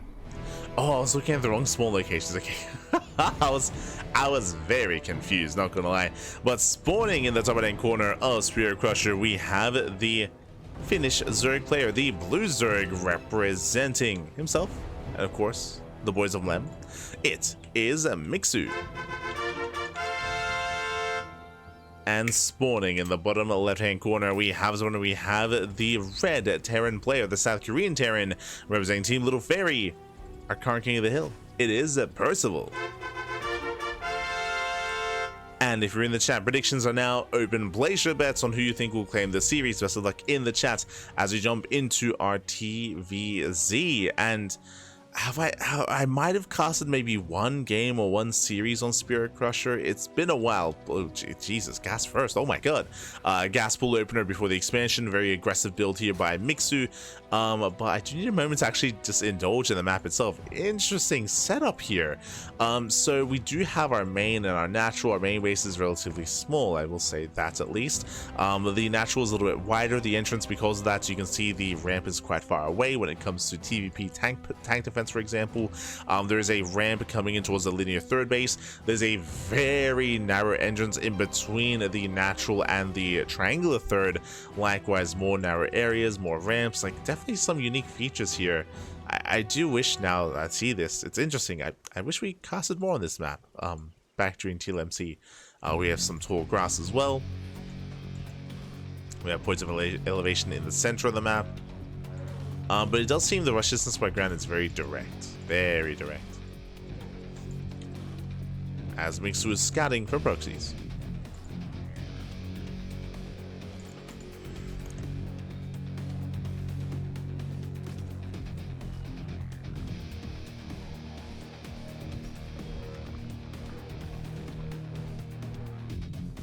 Oh.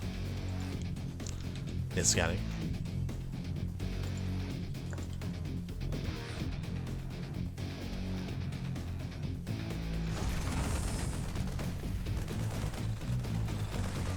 As behind this, we do have a standard opening here from Percival. As a reminder, Mixu went for the earlier gas, which means he has very fast link speed on the way, which means he can go for an earlier link speed timing.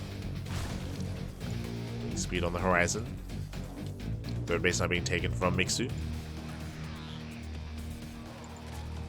Getting to his third. And now pulling away. Do have a third TC from Percival, so going for an economic follow-up here. Meanwhile, we spoke about that link speed timing. What do we see? Links. Links are in production, so Mixu does hope to try to catch Percival off guard. Links are building up, and he will soon pull the trigger. Percival coming in for the scouts. There's no queen in the main. Uh-oh. Yeah, no queen. Oh, gets a drone. Gets a drone kill. Link speed is revealed. That's a big scout. It's a big revelation. Hellions are on the way.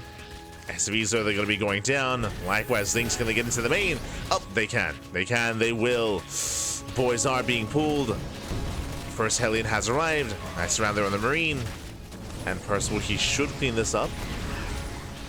Question is, how much does he lose in the process? 3. Only 3 SCVs. Clutch save there by Percival. Fourth SCV goes down. But Percival holds. He does hold on, bearing in mind that he does have a third TC done behind this as well. So I would say that Percival's in a better position. And he's getting into his own Banshee play.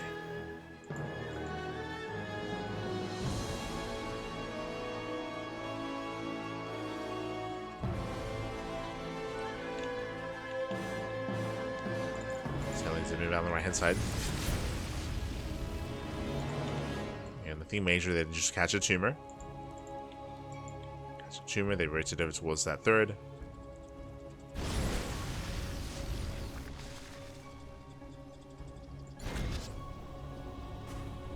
Oh, thank God. We have Raxes on the way. Getting into ByuN. Is Percival 1 to 8 Rax? 100%. We'll get there. For now, a 3-1-1. Hellions, they will delay the fourth. Likewise, Percival sipping into the main. Mixu is going to be going lair first. So lair first since his delayed upgrades.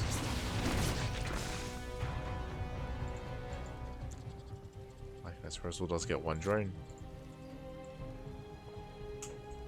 Nothing major yet. But the Banshee does survive. So it pokes in, gets a worker, backs off, looking to secure his third. Meeting up with the second Banshee. Now we have our delayed Baneling Nest, Evo Chamber. Getting into a standard game so far.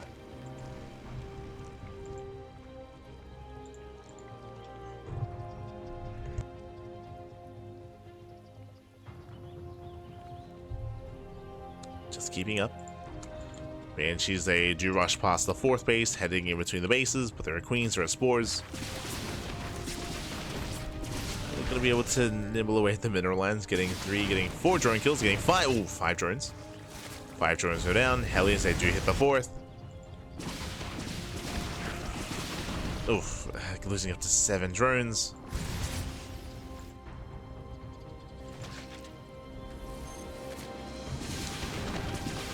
Did I say 7? 9. And 9 workers. 10. 10 drones going to be going. This is getting out of hand. This is becoming too much here. Oh, the Hellions, they bust into the mineral line. Drones getting roasted, and this is game-ending damage. Before we can even get into the mid-game here, before we can embrace the game, 26 drones, and we're still not done. 27. Oh, no. 28? Oh, he wants it. Doesn't quite get it. 27 drone kills. Again, just a brutal dive into the natural base. Mixu just was not ready, and before we can even embrace the mid-game, before we can even make an army, Mixu, he is hurting. Mixu is in danger here. Back across the map, we have just more of a standard 5-rack setup on 3 bases. But now would be the good call to throw down 3 more axes. Throw down 3 more axes, but he did take a gas. So he's set up for a second factory and for a macro game. But if he were to throw down 3 more axes, he could just A-rax and he could just end the game. Ooh, does take a bait into the face. Meanwhile, there it is. 3 more axes on the way. You see they're here in said main. Getting into 8 axes.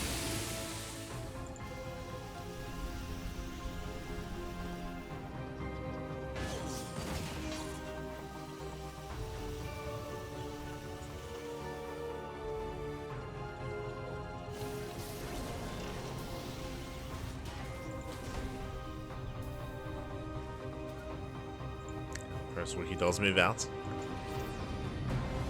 Oh boy, and I'll be honest, it's gonna be a tough hold. It's gonna be a very tough hold here.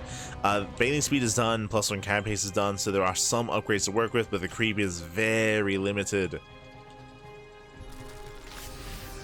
Oh, can he catch out the tanks though? He can. Yeah, tanks get surrounded.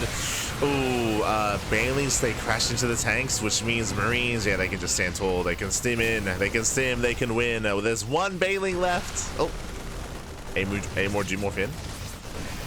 Morphs in the Banelings. And with the tanker was reset, Banelings, they crash on forward. And Mixu's holding. Whew. Mixu is holding on. At the same time, Lings, they do hit the 4th. Sorry, they do hit the 3rd. 14 SCV kills. Very nice damage. And Mixu, he was in danger. He still is, don't get me wrong, but this is a very nice counterattack out of Mixu. He's very much so in this game. Tank gets surrounded. The tank is going to be... Oh, it's going to be saved. It's going to be saved. Oh, God, never mind. Oh, the Bailings! They want to crash in, but there's not enough. There's not enough Bailings. There's not enough Ling Bane here in Percival. He has done it. He has broken through. Again, Percival, he had a massive lead initially. GG gets called. Mixu, he almost bounced back. He almost recovered, but Percival will claim another win. GG. Whew, GG, well played. Mixu, he had some impressive fights. He was able to get on top of the tanks, able to connect some very juicy bailing connections as well. The run by was solid. Like, Mixu, despite having a very rough start, remember, he lost 27 drones at the start of the game. That was game-ending damage. That was game-ending damage. Oh. And I'm again shocked and surprised to see that he was able to make a game out of that here. Very impressive. Wasn't enough to fully come back and just survive the push, but again, made it close regardless. GG. GG, well played, did make it close. With that, Percival, he will claim the win, and we are now getting ready for our next matchup here. We're getting ready for our next matchup, and I'm a little bit surprised that we're going to be featuring this player so early. Eddie, he has no chill. Up next, we have our next contender. We have our next challenger. Up next is going to be Creator. Oh boy. Creator is going to be stepping up into the ring to see if he can take down Percival. And I would say yes. Oh boy.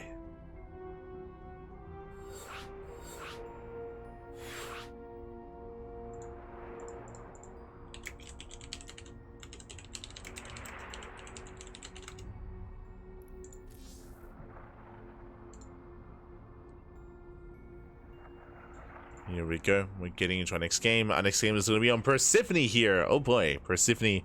Another PvT, Percival versus Creator. And again, Creator is going to be coming in as the heavy favorite. Heavy favorite. Let's go.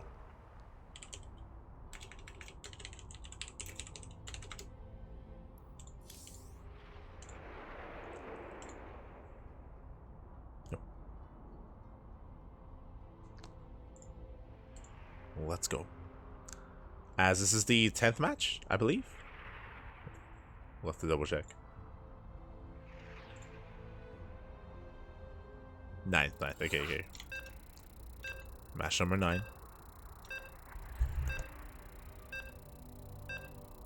As we're going to be loading into Percival.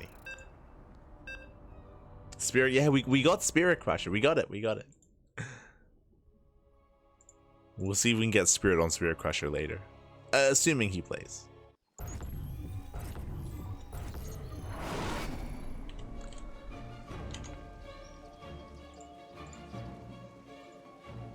And spawning in the bottom left-hand corner of Percival, we have the South Korean Protoss player. We have the Blue Protoss representing Al-Qadzia Esports. We have our new challenger. We have our would-be usurper. It is a Creator. Oh boy. And spawning in the top left-hand corner, we have the South Korean Terran player. We have the Red Terran representing Team Little Fairy, the current King of the Hill, with 2 wins under his belt. It is Percival. Oh boy. And the last time we featured Percival in the TVP, what did he do? Went for a 2-base all-in, right? He went for a 2-base all-in. He was able to overwhelm, able to overrun. And I'll be honest, I'm expecting to see something similar here against Creator. Not saying that Percival can't play macro against him. He can, for sure, but I do expect to see him be more aggressive. Hello. As Creator, he does scout on the right-hand side, looking for a proxy before moving out. And it is going to be double gas. Double gas opener out of Percival. Double gas into a faster factory.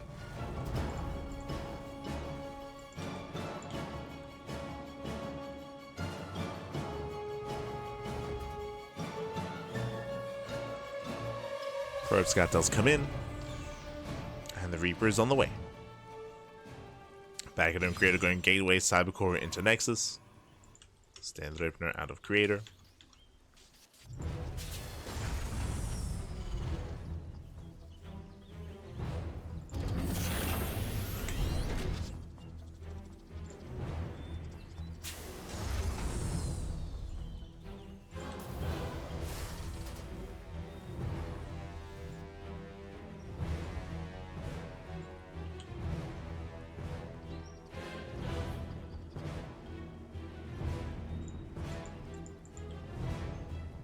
Let's move out. Behind this again, double gas, so faster factory. From here, we should be expanding. I mean, technically, you can go for a 1-base all-in from this kind of setup, but yeah, no 1-base all-in. There's that CC on the way. Reaper comes in for a scout. We have yet to throw down our tech of choice. Now, Creator, he is one to mix it up. He is one to open up Stargates, Twilight Council, or Robo. And we have the answer so far, Twilight Council. Twilight Council open out of Creator, going to be further back. It's up to Percival here to piece together what's going on and to figure out what exactly is happening. As it should be a Twilight Council into Blink base build from Creator. Percival goes in. And he doesn't commit. It gets a probe. Not bad. Does get a worker and will barely escape. Does pull away. Does pull away. Tech lab on the factory.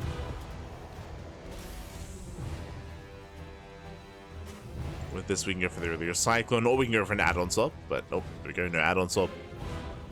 Tech lab is done, MindelVK is in production. Show us what you got. Oh, going for a very fast. Oh, then there might. Wait, what? Wait, hold on. So we were going for an insanely fast tank. It cancels the tank, goes for a MindelVK into add-on swap into Banshee. Okay. Percival, he's mixing it up. I'm assuming Banshee, not Raven. As here comes a drop across the map. There's that add-on swap.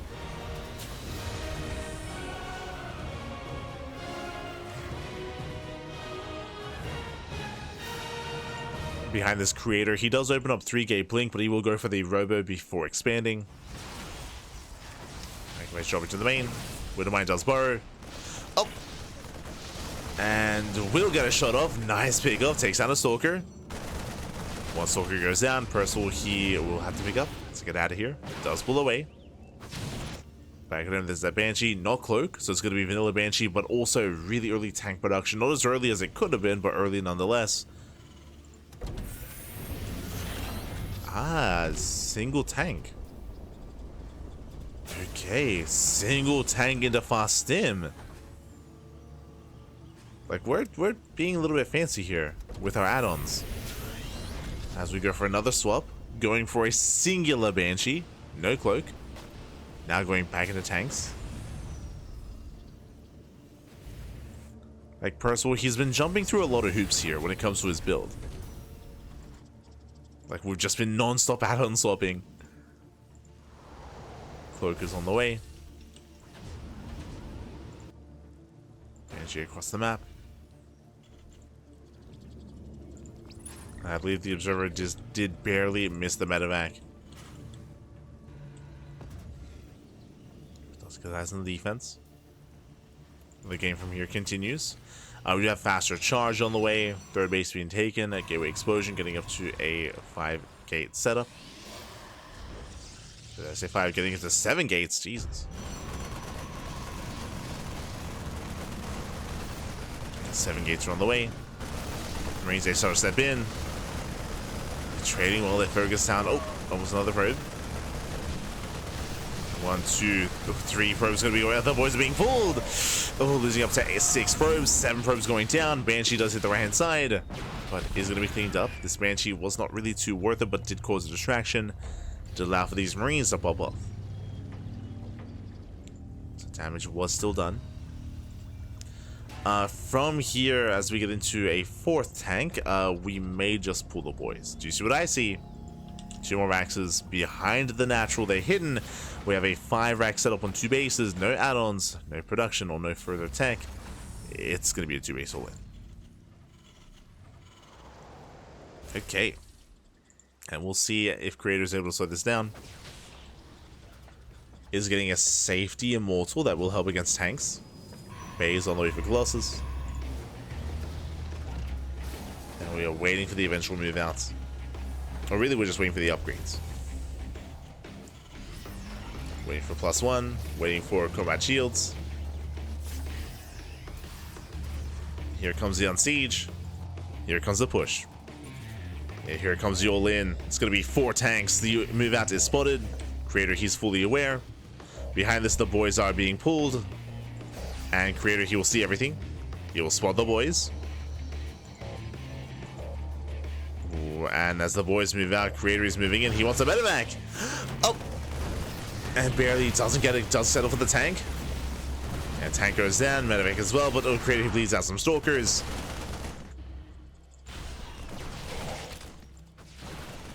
It's going to be 4 Stalkers going down. Likewise, Yolin has arrived.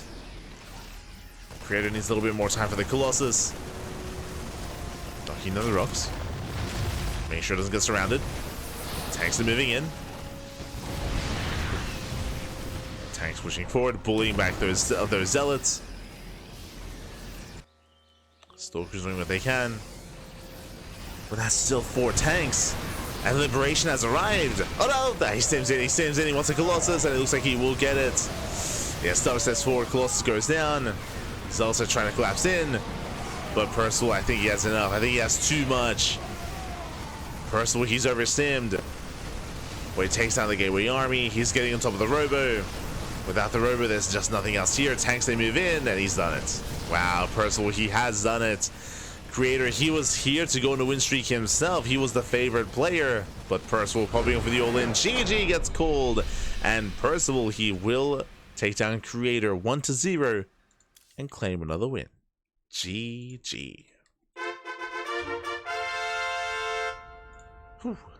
GG, well played. Percival, he will claim the win. He will take down Creator 1-0. Again, a very, very intense game here. Did commit to the all-in, did pull the boys. Creator, he did see it ahead of time. He tried to slow it down, but it wasn't worth it when it came to his Stalkers. If you remember, he came in from behind and he went for the tank. He went for the medevac, but he lost so many Stalkers in the process. That didn't make it worth it. Back at home, he had even less to work with as well, and he needed more time for the Colossus. And it was also unfortunate that, bam, as soon as the first Colossus popped, it went down. As soon as it popped, it did get focused down immediately.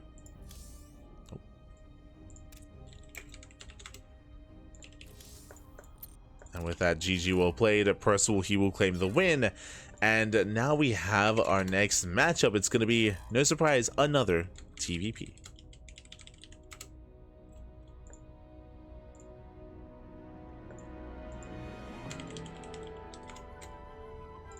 It's going to be another TV here. It's going to be a matchup between Percival and NightPhoenix. Let's go.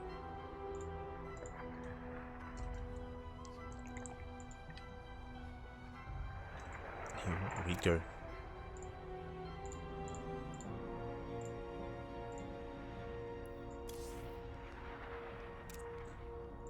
As the players are getting ready.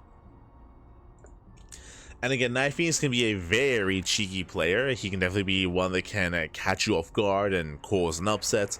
I can see, I mean, there's a lot of players out there that I can see bringing down Percival in the best of one specifically, just because it is the best of one.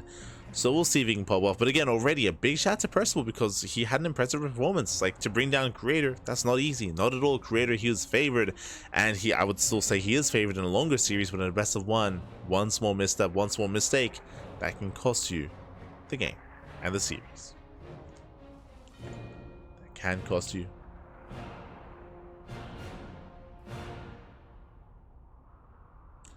Turtle all-ins are so strong at teams. Right now there are a lot of maps that favor all-ins, bearing in mind that the veto process is limited here in this tournament just because these are best of ones. But there are certain maps where all-ins are favored, maps like Persephone, maps like Pylon, maps like, oh god, the maps that not quite coming to mind here. Pylon, Persephone, Ultra Love, true, Ultra Love as well. There are maps where you don't have, basically you don't have any high ground. You don't have the high ground advantage to defend. You don't have a choke point to work with either for force fields to delay a push.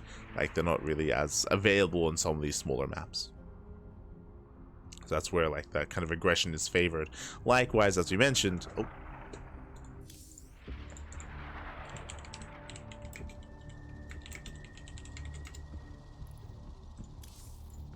just setting up.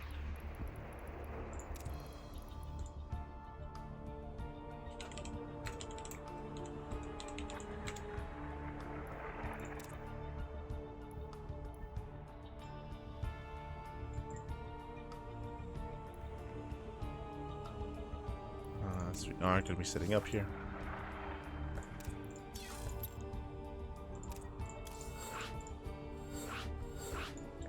Beautiful. We're going to be setting up on Last Fantasy. Okay. Let's go.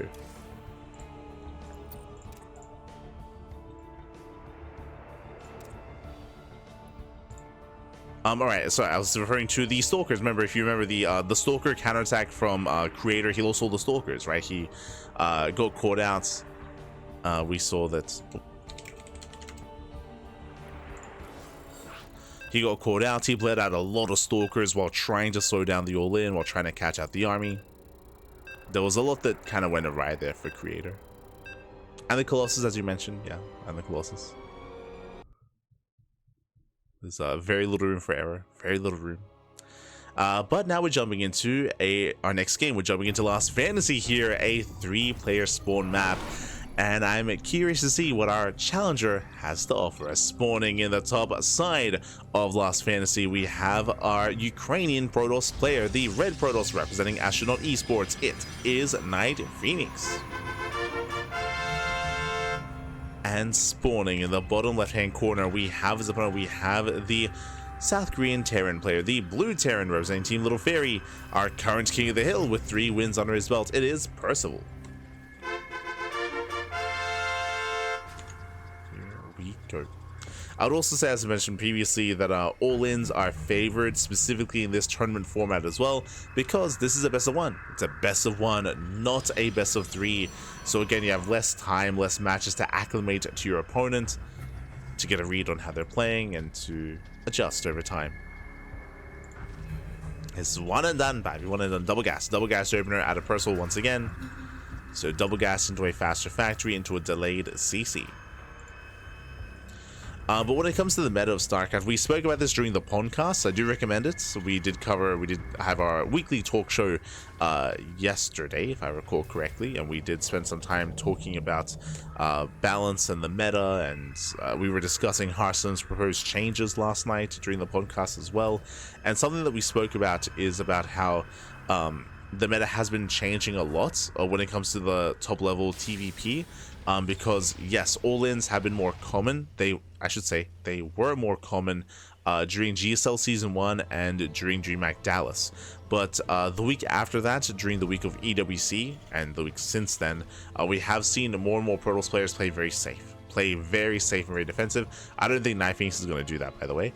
But in general, when it comes to players like Hero, players like Classic, MaxPack, Showtime, Skilless, Estrella, like a lot of them have been adjusting and going for more safer, more defensive builds. I'm referring to not even just 3-gate Blink, but like 3-gate Robo, like Bay even before third base, or Storm before third base. Storm before third has been very trendy as of late, just as a way to be overly safe and to shut down all-ins ahead of time, and have a more secure early game to get into the mid game.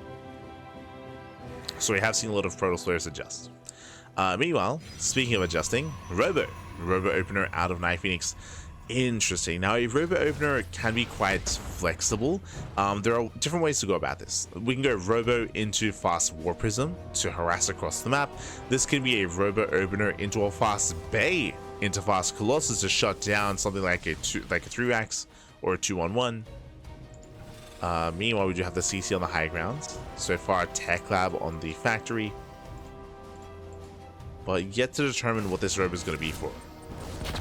Is it going to be for the Prism, the Sentry, sorry, the Prism, the Observer, or the Bay?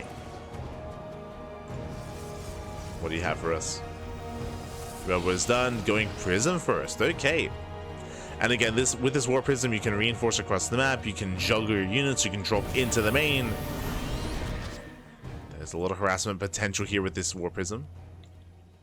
There's the second gateway. Meanwhile, NightPhoenix, ooh, we'll lose the Stalker in the center of the map. Dancing through the speed zones to trade. Cyclone pulls away behind this Percival. He is going for his drop. Going for his own 2-1-1. Meanwhile, gateway explosion. We're getting up to a 4-gate setup here from NightPhoenix. He's going to double down. He's committed. Remember, there's no Twilight Council, no Blink, no charge, no nothing.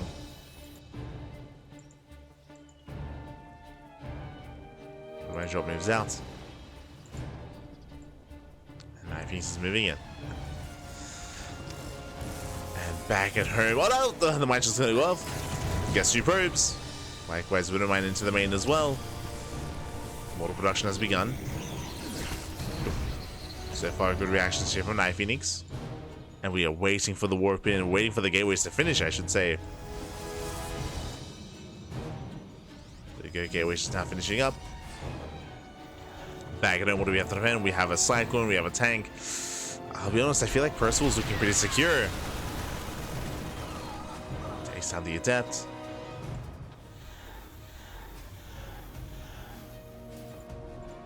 Stalkers, they warp in back at home.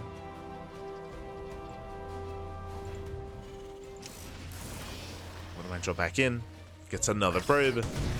That's what, 5? Yeah, 5 probe kills in total. And the Widow Mine survives. And this has been a really rough start for NightPhoenix. So far, this Robo opener has not really paid for itself.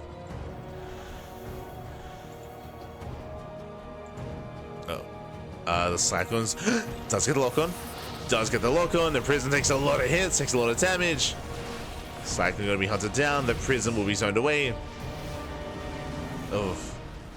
Yeah, there's no escaping for that War Prism. There is no escaping. Oh my god, Stalker's going to be going down. NightPhoenix is bleeding out far too many units. Yeah, bleeds out far too much. The Prism was sniped. Boards are being pulled to repair. There's a recall. Oh, barely does recall in time. But that was a brutal start. What did NightPhoenix lose? He lost the Prism, lost 4 Stalkers, a Sentry, an Immortal as well. The Immortal went down in the main. Oh no. And we could just commit here. Now, we don't really have the setup for an all-in. We don't really have our axes. Like, this is an earlier push out of Percival, but he knows he has momentum. Like, he knows how close he is to breaking his opponent.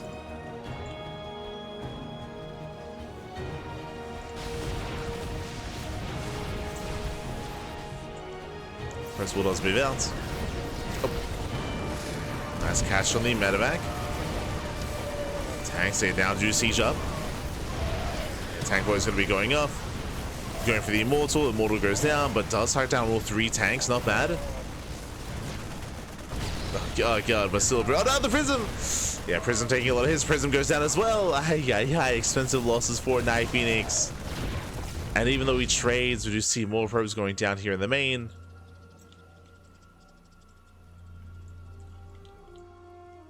And with that Percival, he has a massive lead. He has a lot of momentum. Just muling up, still just rallying across the map, getting into aggressive shell, getting to +1. And NightPhoenix is hurting.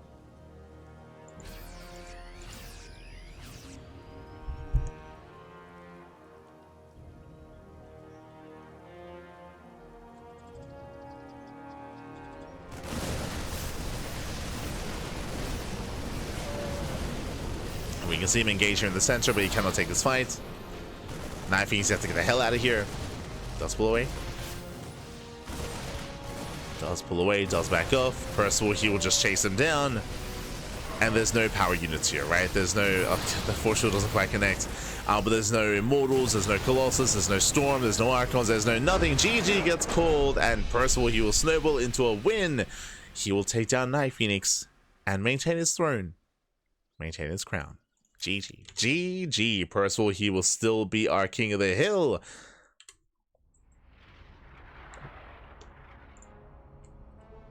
There we go. GG. He will take down NightPhoenix. Again, a bit of a quirky game here. NightPhoenix did open up Robo. He went Prism first to be aggressive. But if you remember, the Prism was one of the first things to go down, right? He pushed into the main base. He unloaded the double Stalker and the Immortal. They got focused down by the Siege tank. The Prism got turned away by the Viking. And once it went down, that was almost game then and there, right? Like, the entire purpose of the initial opener was to go for the Prism harass, and the Prism died. Like, the Prism went down immediately, and that was just a big blow there early on for NightPhoenix. GG, well played. With that, Percival takes another win, and we are heading over to the Korean server as we have our next challenger. Oh my god. We're not holding back, Pat. We're not holding back. For the first time tonight, we're going to be featuring our players in a TVT. So first Terran versus Terran of the broadcast. As we are heading over to the Korean server, and we have our next challenger here. Now, on the one hand, I do favor our challenger, but I said the same thing about Creator, and I would say this is a comparable opponent, but a different matchup.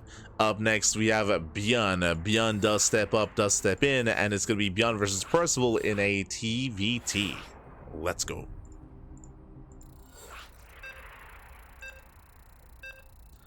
As again, Percival, he has been going on a tear. He already took down Creator, but can he take down ByuN? In a TVT, I will say that Percival, he has a good chance. Percival, he's been playing a lot of TVTs as of late, especially against Bunny. Like, if you've been following the GSL qualifiers and DreamHack and EWC, I know what it is, but Percival and Bunny, they just keep playing, they just keep facing off. And we'll see if all those matches, if they pay off here and now.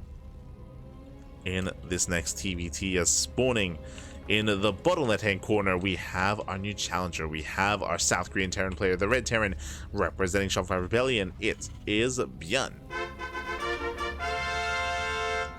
And spawning in the top right hand corner, we have the challenger. We have the current king of the hill with 4 wins under his belt. For Team Little Fairy, it is Percival.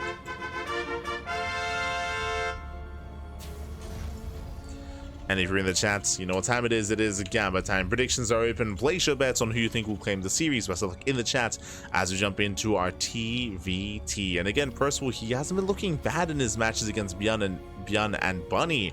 He hasn't been looking bad at all. They actually did face off during the GSL qualifiers. These 2 players as well, ByuN and Percival, I meant to say.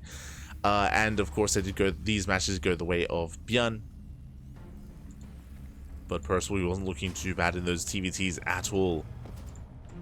And we'll see if we can bring it home here in this best of 1. Drew. In a full series, I favor ByuN. In a shorter series, Percival, he can pull it off. He's taken match before. We'll see if he can do it again.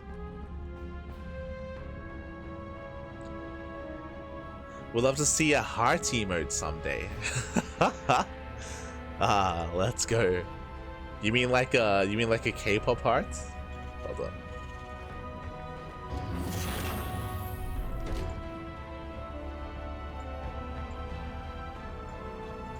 For sure. I think we have an emote slots. I think we like. I'm very torn. Like, obviously our emote slots on Twitch are very limited. With how many we can have. I do want to have an emote for each of the races. I think that'd be nice to have like something for Zerg, something for Terran, and something for Protoss. But we have to think of something for each of those. But I would like to have like something for each of the races.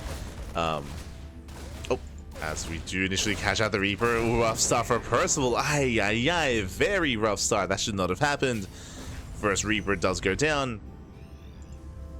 And with that, ByuN has a very strong start. Bearing in mind that ByuN, he went for a faster CC. The CC is almost done. So a very strong start here. Faster command center, and ByuN wins the initial trade. The trade that should have gone Percival's way. Now, what does Percival have going for him? I mean, he does have the faster factory. He does have the faster starport. He has the faster tech. So this is something that he has to leverage here. The pressure is on. Pressure is on. But there was another emote that we were floating around. Oh god, I can't recall. What was it? We have Copium. We have Smurge.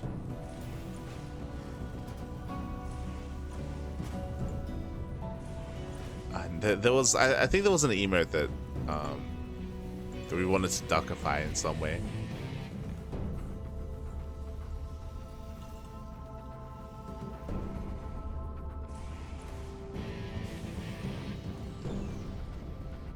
There was one.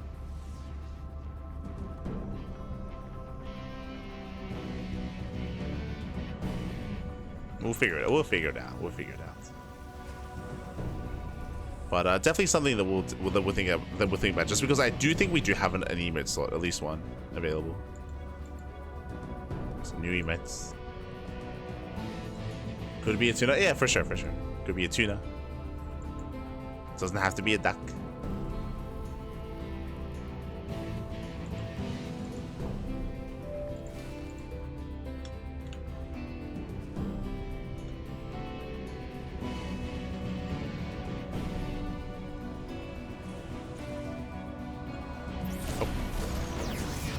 So now once again, Percival attempts to drop into the main. Again, he does have the faster medevac, but ByuN, he is keeping up. He's holding on behind this, going into his own bio tank setup here. Tanks are building up. Ravens on the way as well. As Percival is rallying across the map. Behind this, ByuN rushing to a third CC. Very greedy here by ByuN. Faster third CC.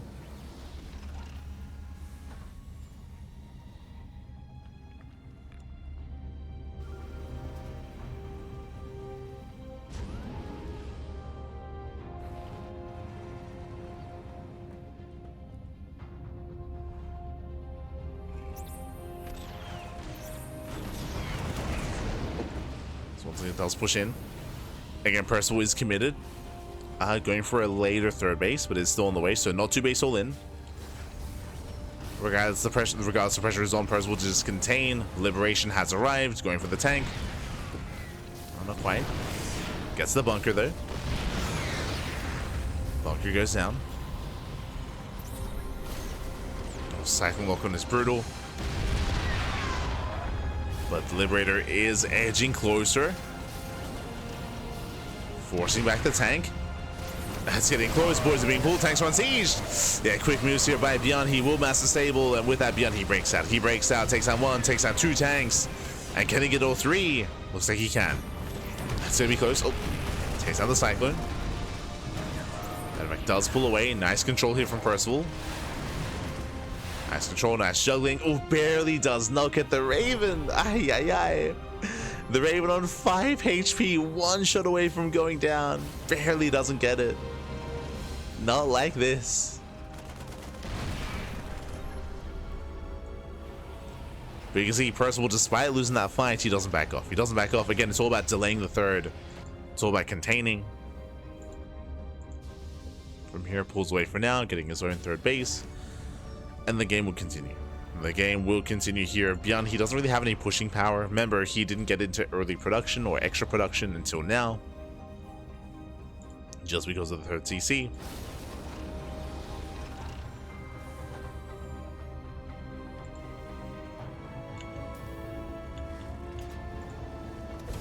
And the game does slow down.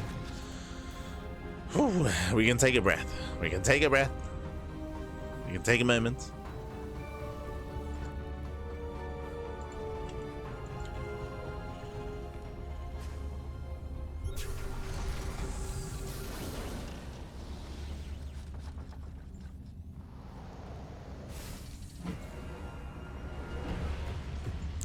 Have Percival moving out.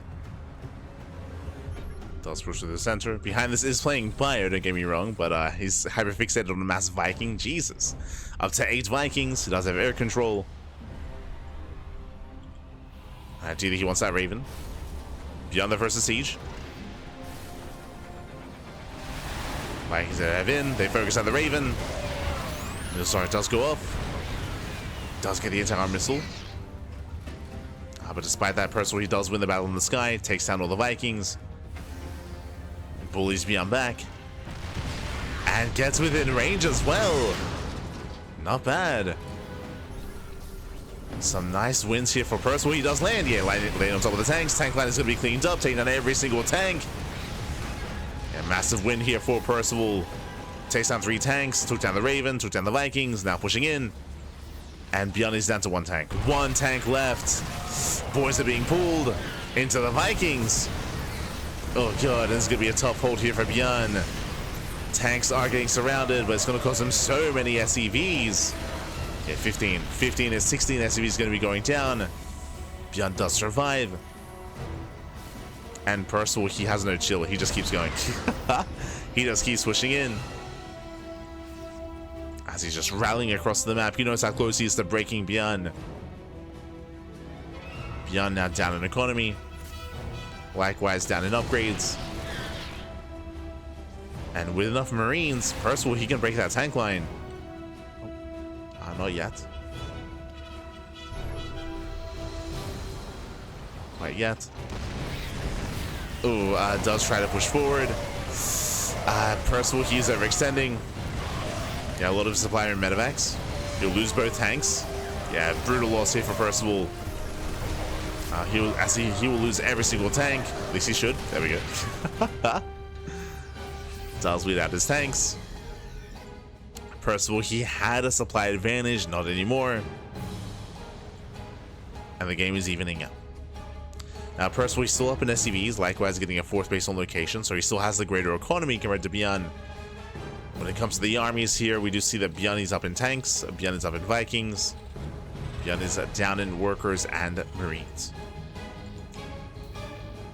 He's being active.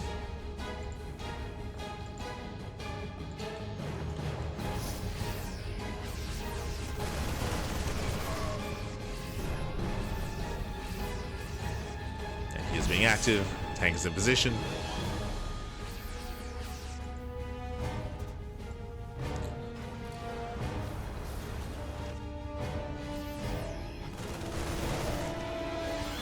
Percival still looking solid. Dropping into the natural. There is a tank. Yeah, there's a tank in position. Despite that, SCVs are going to be going down. Not getting too many, though. Got to get the hell out of here. 4 SCVs.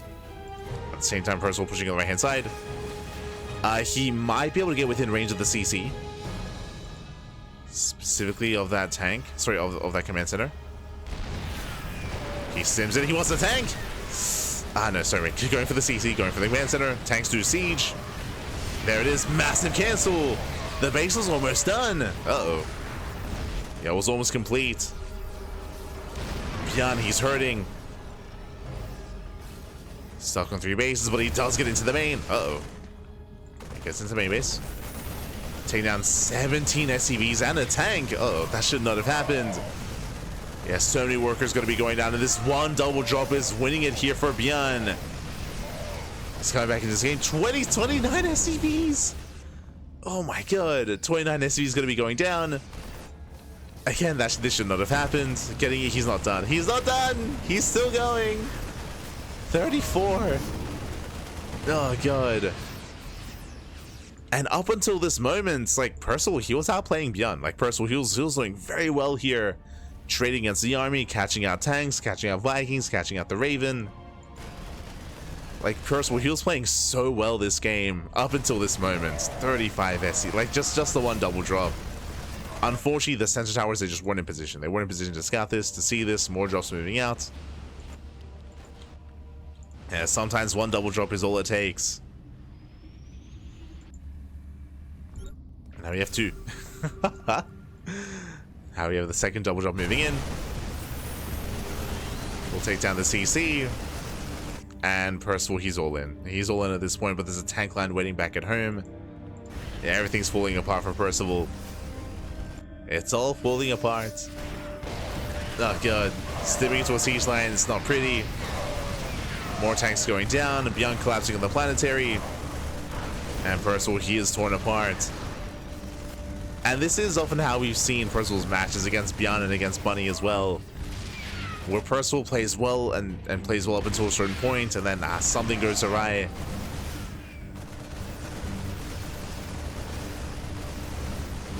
ByuN takes down the CC.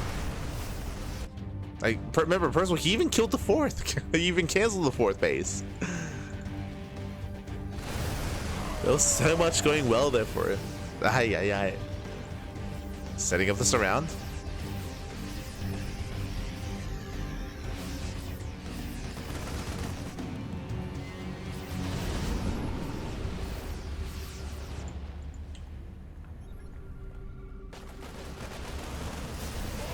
Yeah, just dropping into the main. And here ByuN can just overwhelm. He just overwhelmed the army, takes down all the Marines, catches out the Medivacs as well, came to the production. And GG gets called. ByuN, he will take the game. He will claim the win. And ByuN is our new King of the Hill. GG. Whew. GG, well played. ByuN, he will claim it. Again, a shout out to Percival. As Percival, he was playing very well throughout this game. As you mentioned, like, he did have a lead for himself. He was taking better fights. He was denying bases, denying the economy. And then one double drop got, what was it? 35 SCVs. Oh god. 35 SCV kills to one double drop. Aye, aye, aye. It was brutal. GG, well played. With that, ByuN, he will claim it. And ByuN is a new king. GG. Congratulations. Congratulations here, ByuN. He will take it. With that, we are heading over to the Americas server. As ByuN has his next opponent here. Ooh, and a player that does have it in him to take ByuN down. Has done so before. We'll see if we can do it again. Regardless though, ByuN, he's our new king. He is the favorite player. And up next is going to be a TVP. We haven't featured any of the Polish Protoss players yet, but that is about to change. That is about to change here. As up next we have ByuN versus a Christianer.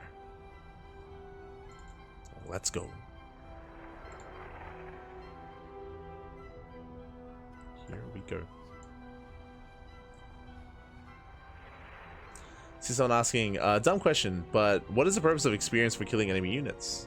As I believe someone is saying, there are certain achievements and there are certain levels that you can gain by just playing the game of StarCraft. I think you gain levels by I think it's just 1v1. Maybe there are other ways to like get I say gain levels, like get experience in game, where yeah, you can like unlock portraits and unlock other things.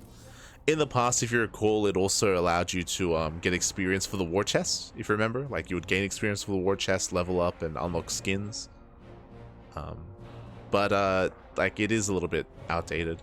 Technically, like game mechanic wise, as is also being stated, it is a way to confirm kills. True. Like if a unit dies out of vision, but you will. If a unit dies barely out of vision, barely out of your sight of range, it will still show the experience pop up, like in the fog of war. So if like a cyclone locks onto a medevac, if it boosts away but the final shot connects as it's barely like out of your sight, like you will see like the kill. I mean, I guess technically you can just click on your cyclone and you'll see that it killed a unit, but yeah.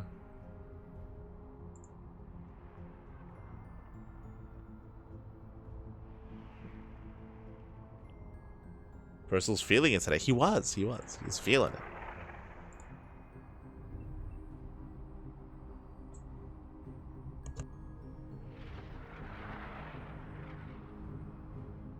Hey, Senju is saying in the chat.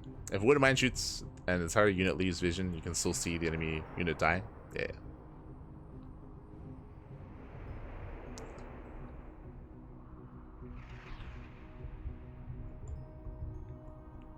We go.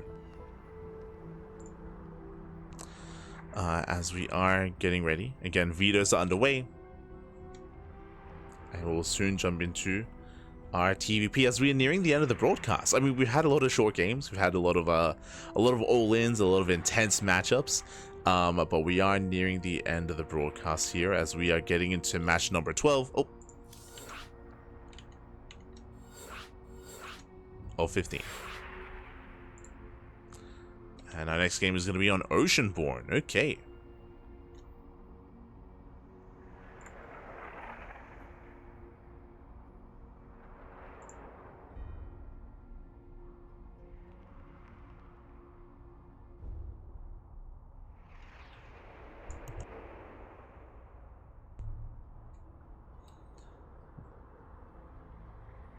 Here we go. But yeah, like the experience thing is a little bit outdated, I suppose.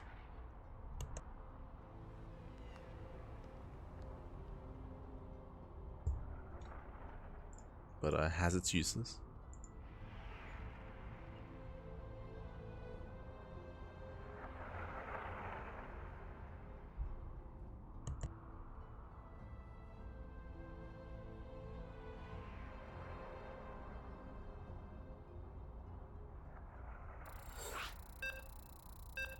We're jumping in. Alright, so we are jumping in.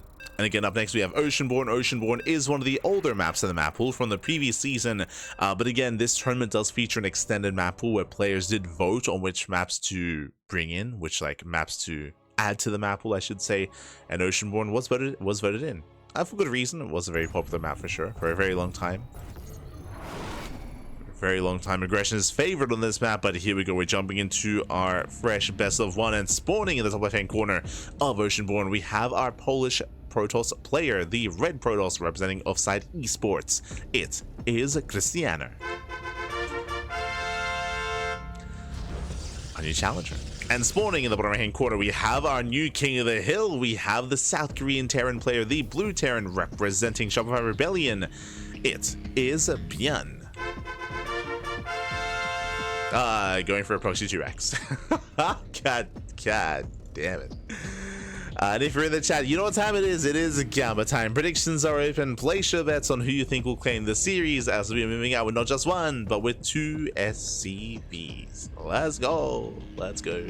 As the proxy is upon us, Cristiano, he does move out with his probe scout across the map. He is racing across to get to read what's happening. And did I say proxy 2x? My apologies, because we have a third SCV on the way. Third SCV is on the way. First 2 racks are being built. This third SCV, okay, I was gonna say might just be for scouting purposes to make it look like he's SCV scouting. But the probe should confirm that the Rax is missing. Now, the scary thing about this scout is that the Rax could be further back in the main. Yeah, you can see he's checking.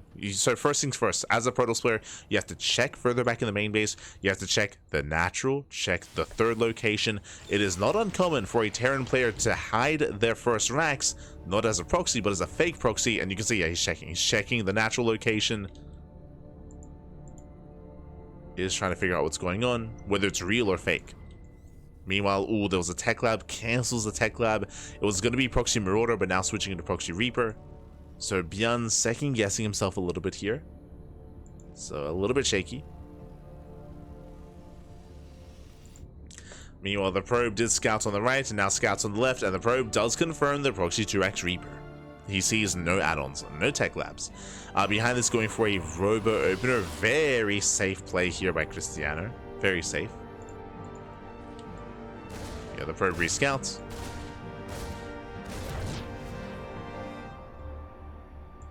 Probe does rescout. Reapers are amassing.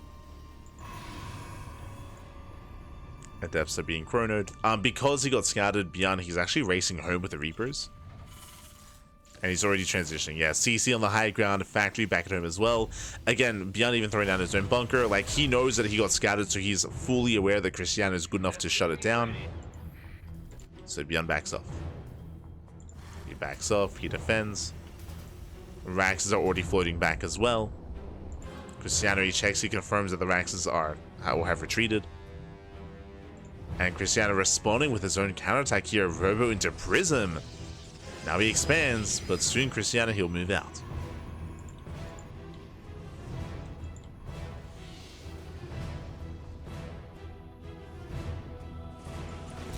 Oh. Reaper is going to be zoned away.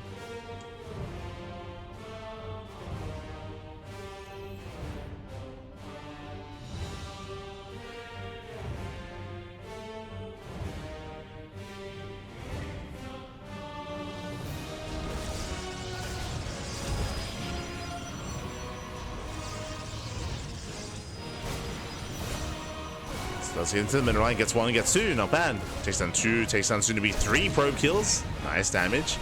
3. Now a 4th probe as well. 4 probes kills for 2 Reapers. Not a bad trade. But here we go. Adepts, they bust into the main. They head into the mineral line. There's nothing at home. Uh-oh. There's nothing here. Cyclone is in production. But SCVs are falling. 0 mining for ByuN. Yeah, 0 mining, 0 economy. Cyclone has arrived, will zone this army away. That was brutal damage. And again, we are entering kind of a weird game state here. Both players are hurting. Adepts is still active, of course. Reapers were shut down. There's 0 Reapers left. Cristiano is safe at home. Shades into the main. Does he commit? Not quite. Doesn't commit in. Keeping ByuN pinned back at home, going for a Dark Shrine. Oh my god. Going for a Dark Shrine. Okay, I like this. I do like this, actually. So a couple of things. One, ByuN is in an awkward position. Straight up, he's in an awkward position, and because his economy is lackluster, because it isn't what it should be. Nice snipe there on the observer. He should be muling. He should be looking to mule as much as possible. He just scanned for the observer. Chances are he probably isn't going to be holding on to scan energy. If that's the case, oh, does force a recall. Barely. But if that's going to be the case here, that means that Dark Templar have potential. They have potential to wreak havoc. Now, unfortunately, that Viking went to town on this Prism, and the Prism is very low. The goal was to use this Prism to reinforce across the map with the Dark Templar, but now it's 1 shot away from going down. It's risky, and you can see the Liberator does move out as well. Viking is on patrol. And can we get this Dark Templar across the map? The Dark Shrine is almost done. Do we have a scan? No scan of the natural, and no scan in the main. But there's soon going to be energy here for a scan. We'll see if he holds onto it. Here comes the Dark Templar.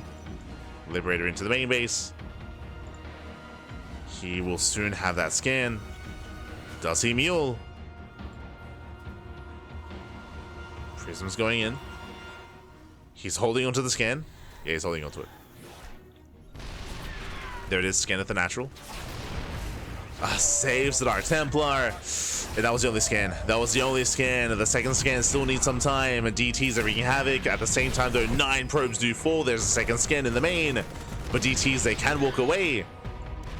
Oh, they barely don't. Turret is done. Prism goes down, and ByuN defends. ByuN, he defends down that one Liberator. Oh my god, critical damage, 10 probe kills. If it wasn't for the Liberator, then ByuN would be in trouble. He would be in trouble here. But solid damage. He lost 6 SCVs to the 10 probes of Cristiano. Again, he had a late reaction, late response. We're getting messy. But ByuN takes the lead. ByuN, he's up in workers and he has mules. Turrets are done. ByuN holds. ByuN holds. ByuN is ahead. Cristiano now in an awkward spot. Remember, everything was delayed. He went for a robo opener into a dark shrine, so blink is very late. So he has no real presence on the map. It makes it more difficult to react to things like this to drop play. ByuN dropping into the main.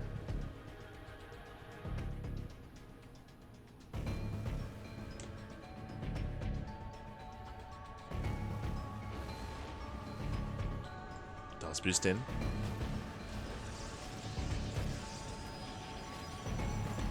Yeah, it's barely out of vision. Cristiano, he sees nothing. He sees nothing. He knows nothing. ByuN, he stims in. Takes down both zealots. Oh, they buy some time though. They buy time for Cristiano. Let's drop into the natural. Gets a probe. Takes down a stalker as well. Takes down 2 stalkers. Oh my god. Takes down 2 stalkers. Not the worst trade here from ByuN. Not bad at all. Meanwhile, not getting a 3rd TC. Continuing with drop play.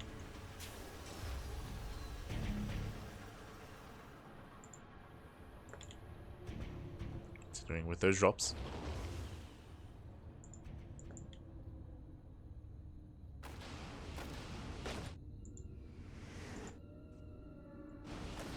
Boosting across.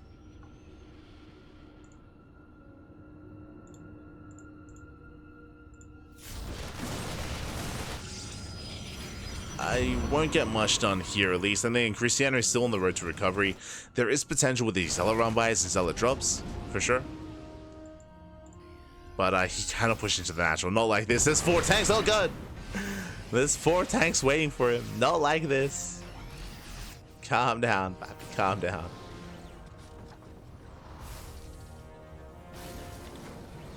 Yeah, ByuN is very secure here.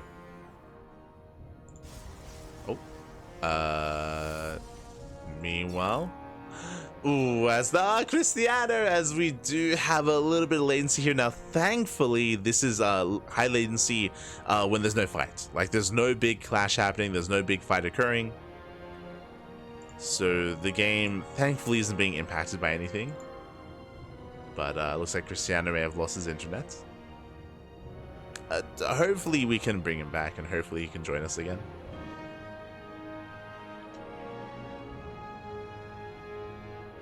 Hopefully. Perfect time for lag. Like, in a sense, like that, it could have been worse. It could have been worse to lag out. You don't want to lag like at the start of the fight or in the middle of a fight. Like, ideally you want to lag like when things are calming down. So, feels bad, man. Feels bad, but.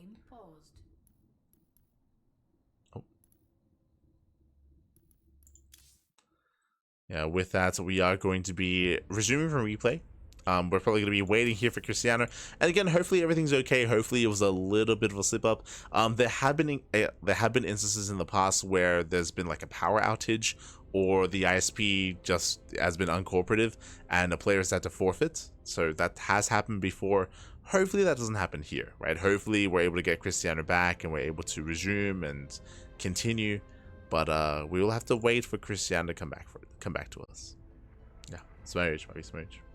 Unfortunately, it looks like the latency issues are persisting though. So it looks like they are persisting, and it does look like. Ooh, one moment. But it does look like because of that, he's going to be forfeiting his match, and we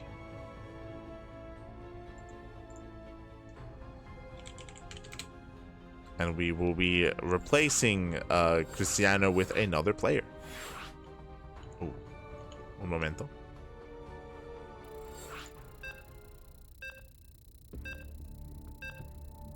Okay.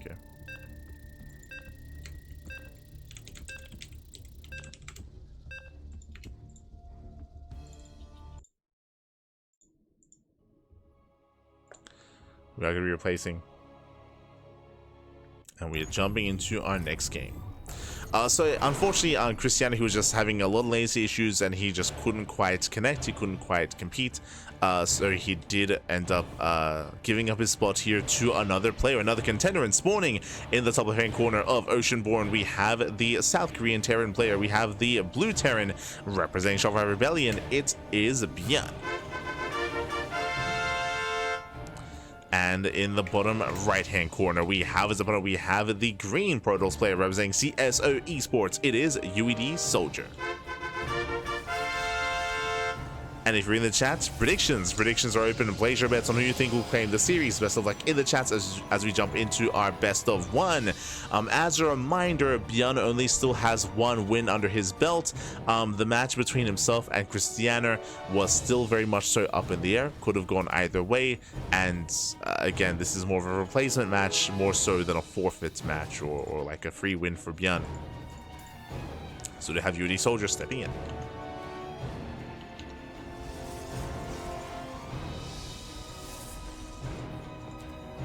So he does step in to replace Cristiano in that 12th slot.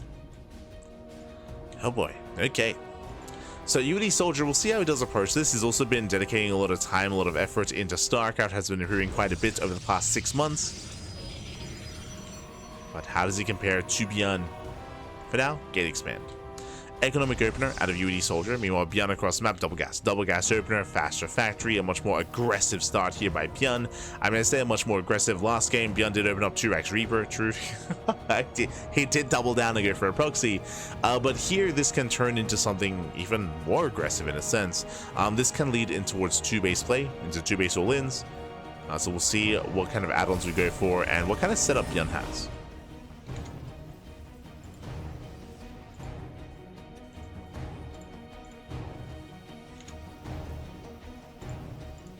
So I'll leave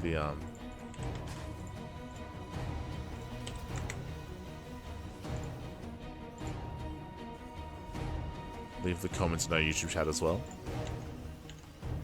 just so those can find the brackets.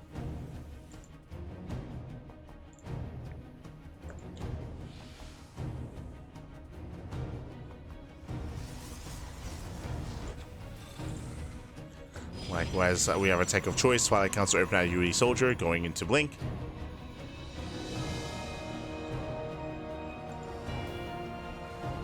And ByuN is going for his 1-1-1.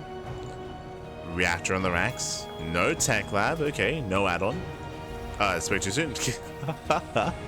ByuN does second guess himself a little bit there. Does cancel the Widowmine and starts out the tech lab. He was waiting for me to say, like, oh, no tech labs.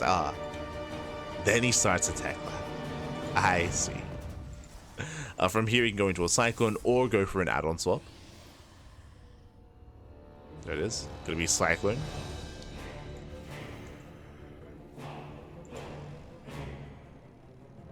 Cyclone is on the way, at least initially.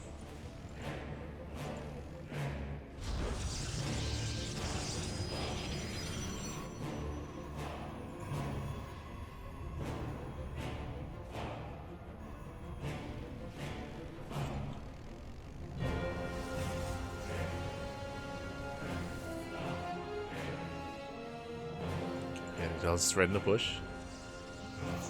Does thread in the dive. Yeah, now going for the add-on swap. Tech lab on the starport.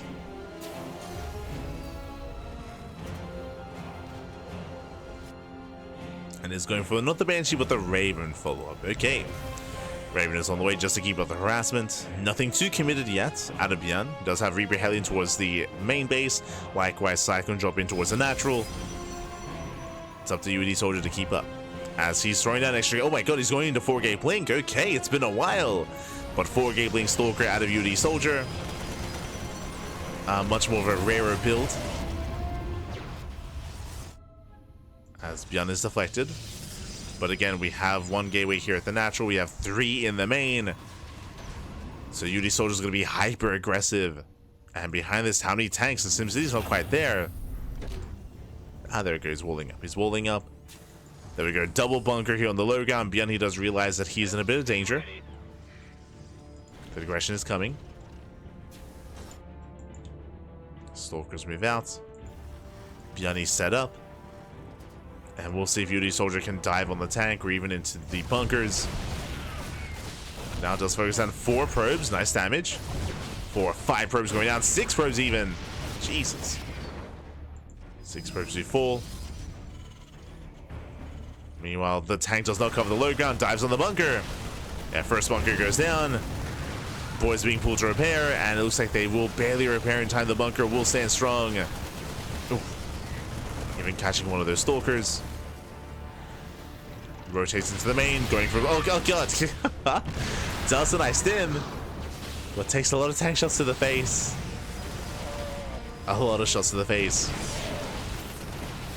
Still trying to trade. Takes down the depot.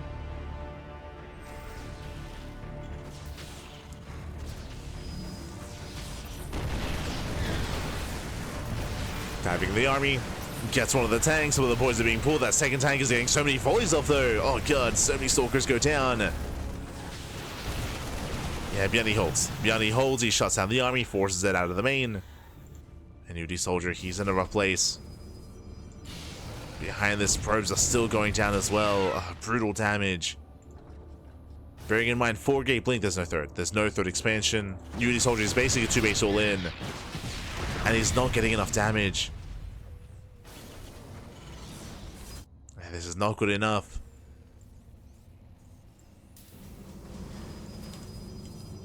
He at least denied Stim, and Stim has yet to be rebuilt.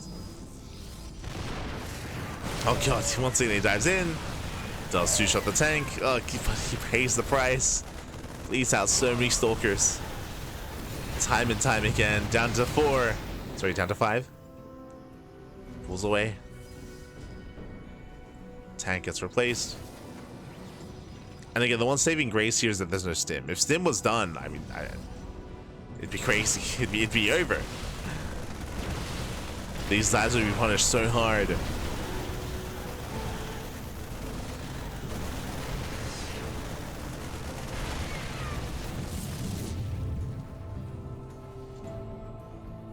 Stim has restarted. Now we see UedSoldier start the third, but this is a very late third base.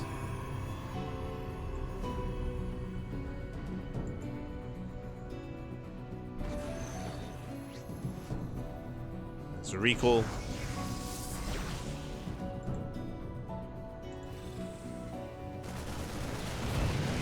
Does pull away.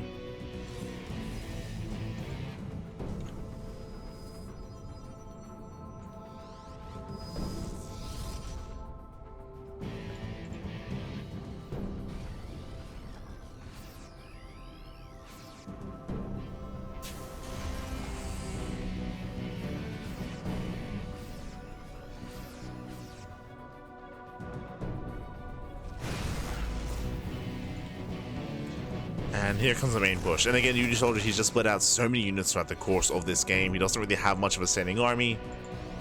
Back at home, he has 2 White Templar, he's got 4 Stalkers.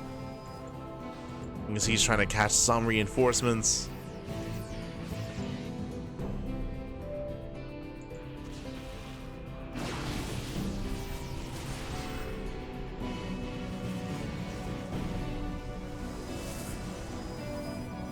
Let's send forward. Oh.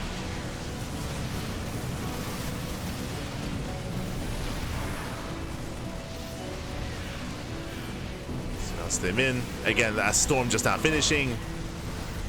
Diving on the tanks, but the tanks, they punish so high. Yeah, they just punish. GG gets called. There's no breaking this, and ByuN, he will snowball out of control, take the win, and extend his lead. GG. GG, well played. That's going to be another win on the board here for ByuN, as he will remain the king of the hill. GG, well played. ByuN, he will claim the win. Again, just a really rough 4-gate there from UedSoldier. He was so committed, and it just was not worth it. Time and time again, he was punished for his blinks, he was punished for his dives, and we had ByuN overwhelming. GG, well played. With that, ByuN, he will take the win. And up next, who do we have waiting for him? Oh boy. We do have, I believe, 3 series remaining here in tonight's broadcast. Yes, 3 matches. So 3 best of ones remaining, 3 players remaining, I should say, 3 challengers left. Who haven't we seen yet? We haven't seen Geralt, for example. True, Geralt. We haven't seen some of the Zerg players like Young Yakov. Who else comes to mind? Baby Marine. True, Baby Marine would be another option. Fiant. True. Potentially Fiant. Who else? Who else will step up? Likewise, if need be, we can always revive some players. That's always an option. Like if we run out of challengers, if we run out of competitors, we could see a revive.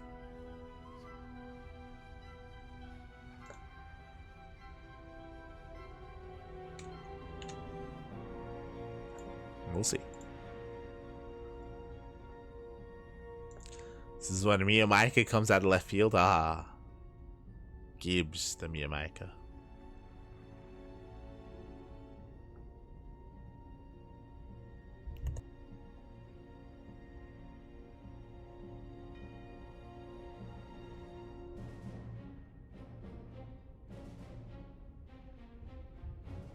Put me in, coach.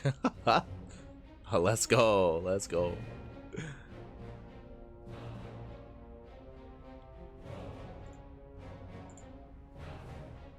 I mean, hey, if you're an OSC Elite member, then you can sign up. Sign up. Eddie might pick you. It's possible.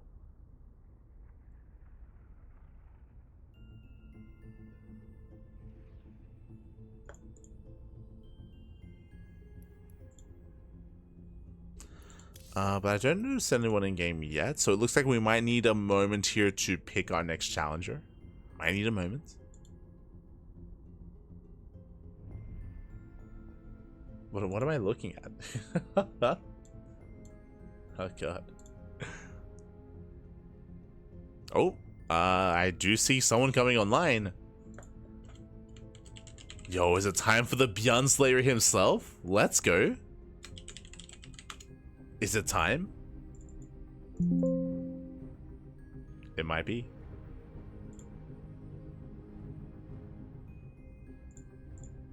It might be time here, as I do see a Terran player logging in to NA. Might be our next opponent.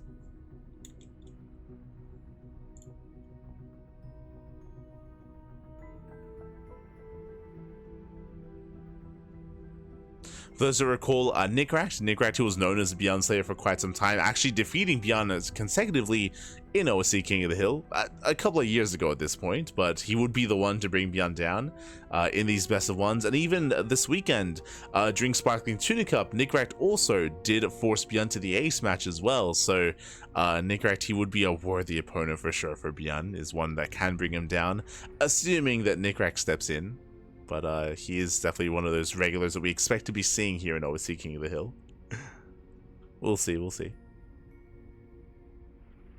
For now, though, we might be going on a short break, just because we still have to figure out who is up next. So we're gonna... Oh, never mind. As we have our next opponent, so I got ahead of myself here, is gonna be a Terran player, but not the one that I assumed. Okay, up next is going to be not Nicoract, but is going to be a MilkiCow. Okay. MilkiCow, dubbed by Nicoract as the strongest Terran player in the CIS region. I think I might agree with that, to be honest. I think I might... Like, again, Nicoract has been looking very impressive as of late. He's also a lot more chaotic. He's a lot more aggressive. MilkiCow, I meant to say. He's been a little more aggressive as of late. He's been a little more intense, and yeah, we'll see if he has something cheeky here in store for us in the TVT. Let's go. I believe he's on 3D Clan.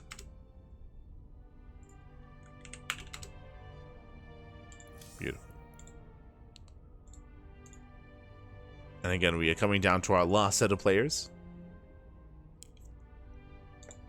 3 challengers left. Oh, and for the first time tonight, gonna be loading into Tokamak. Oh.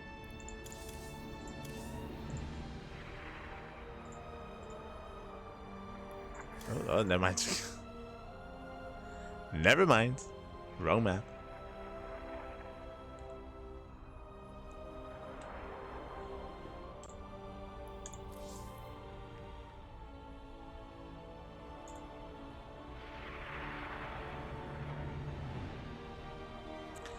Otherwise, of course, our next broadcast will be in, was it 24 hours? No, sorry, in 11 hours, in around 11 hours time.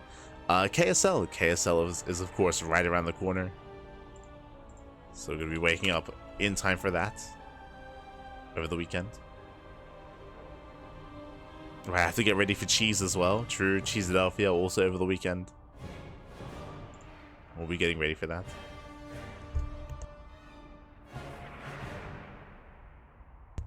Definitely excited. I did hear about a bunch of the NA players coming together. Oh right, my apologies. How could I forget?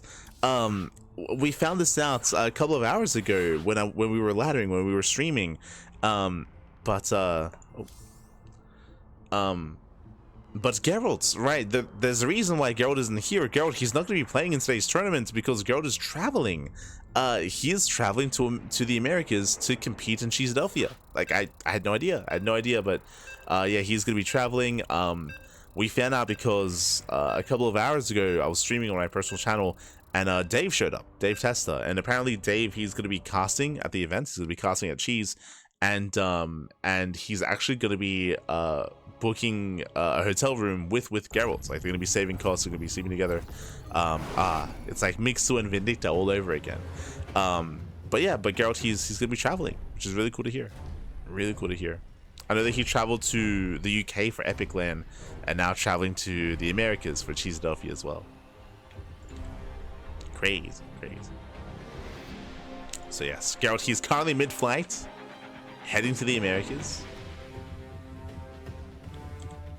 As we're now getting into our next game, into our next as the one in spawning in the top right-hand corner of Tokamak, we have the red Terran player representing 3D Clan, our new challenger. It is MilkiCow.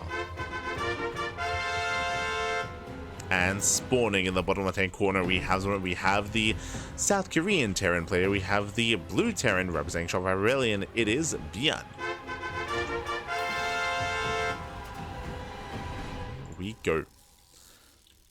As we are opening up with low ground Raxes. CC first. Okay. Let him cook, Pappy, let him cook.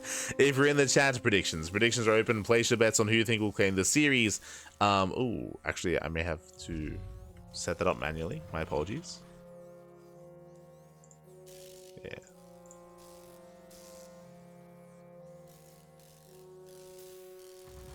There we go. Predictions are open. You can place your bets on who you think will take the series as we open up CC first into 2x Reaper from the side of MilkiCow. Okay. Interesting setup. And I mean, this is very MilkiCow, right? I mentioned this at the beginning of the series, how MilkiCow, I did mention that he has been more aggressive as of late and more unorthodox. And this is definitely counts as unorthodox. Oh, okay. With the initial CC first. Behind this, we have our Rack Expand standard opener out of ByuN, going for a single Gas Geyser. And the gases were delayed for MilkiCow, so he's not going Reaper, he's going Marine. So later gases here from the Terran. MilkiCow, he has 0 scouting information, he has no idea what's going on. ByuN did scout the initial Raxes, that is true. That's what he saw. That's what he has seen. But yeah, really cool to hear that Geralt is going to be traveling. For sure. And we'll be wishing him the best at the main event. Of course, we're going to be a little bit biased as Dolan's going to be traveling as well as the first SCV does fall. Nice pick off there by ByuN. Takes down the SCV. Factory behind this.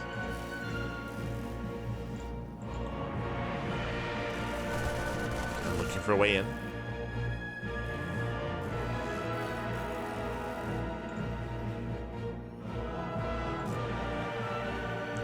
He's looking and searching. Likewise, factory behind this. I'll slow things down. I should also mention, welcome one to Tokamak. This is the first time we're going to be featuring Tokamak here tonight, but it is one of the larger maps in the map pool, longer rush distance by ground, much more defensive, and we could end up seeing a bit of a longer game on this map as well. MilkiCow, he's not afraid to mech it up, so we'll see if he does throw down extra factories. Did open up 2 ranks, that is true, he's making Marines, but we can still deviate away from ByuN.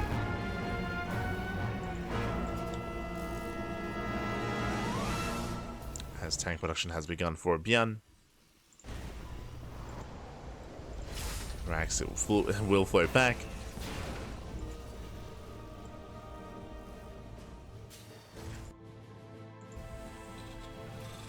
Getting ready for some add-ons.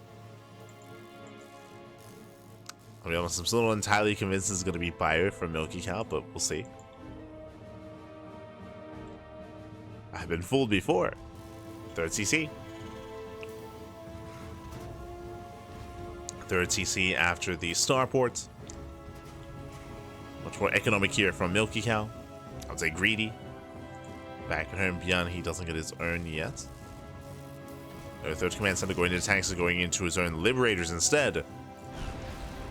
So much more aggressive here from ByuN. Does push in. Not quite within range of any production, but within range of the cyclone.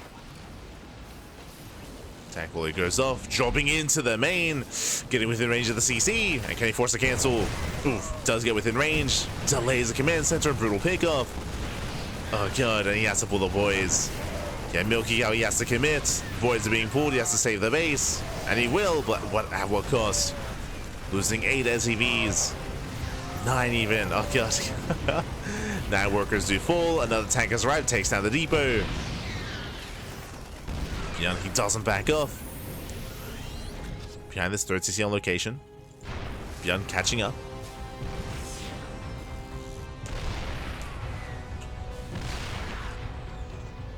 Is catching up, takes down the bunker. Now getting within range here of the racks. Oh, going, oh Jesus. For a moment, didn't quite go for the tank. Thinks about it. Gets behind the gas geyser. Once again, voids being pulled. And the voids are punished. Even punishing the tank. Oh god, yeah, the tank goes down as well. Ay, ay, ay. And this might just be over before it really begins. Like, MilkiCow, he was still working towards his mid-game. Towards that 3rd CC. But ByuN is here to knock him down. Oh my god, brutal tank shots. Takes down the tank. Takes out the Raven. Oh, GG gets caught. Insane pickups, and ByuN, he will take down MilkiCow. He is still our king of the hill. GG.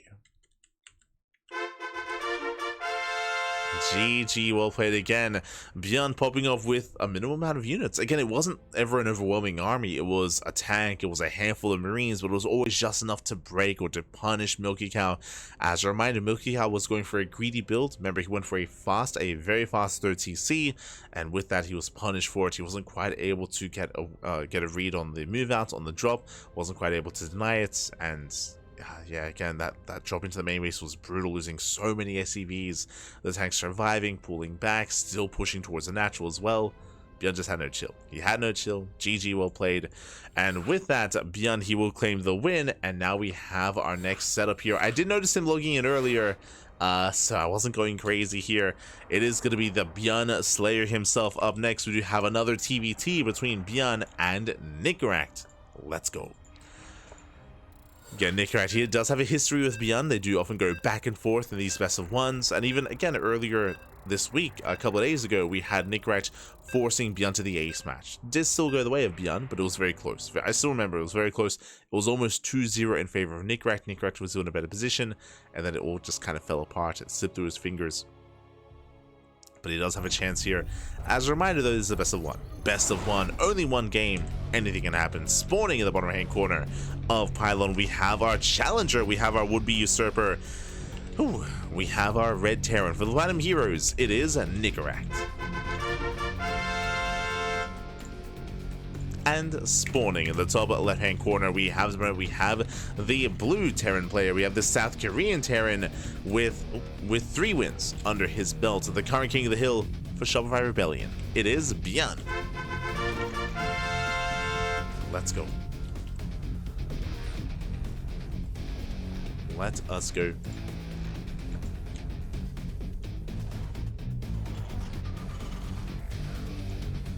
So we are stepping in. And again, this is going to be the second last series of the broadcast. The second last best of one. We have one more after this.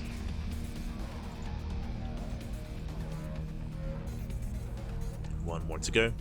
For now, double gas opener out of Nicoract going for a faster factory. Meanwhile, we have a Rax expand out of ByuN going for a single gas opener. So already our players are adjusting their openers. Already they're adjusting their builds.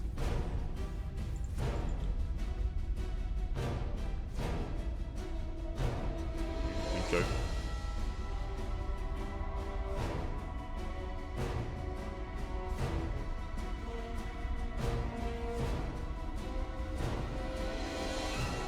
ByuN does move out.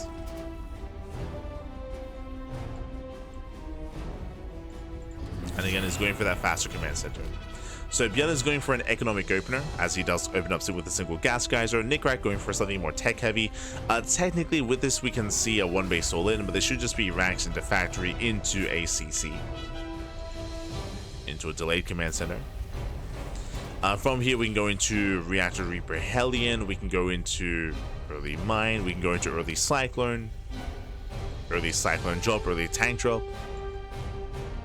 We'll see where Nicoract takes us.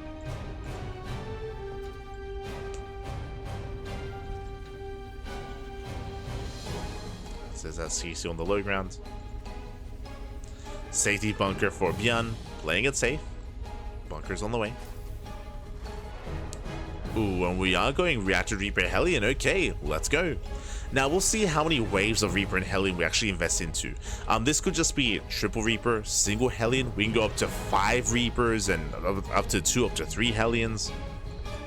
So we'll see how hard Nicoract does commit into this before switching out and before getting into Cyclones and Tech Labs and Starports.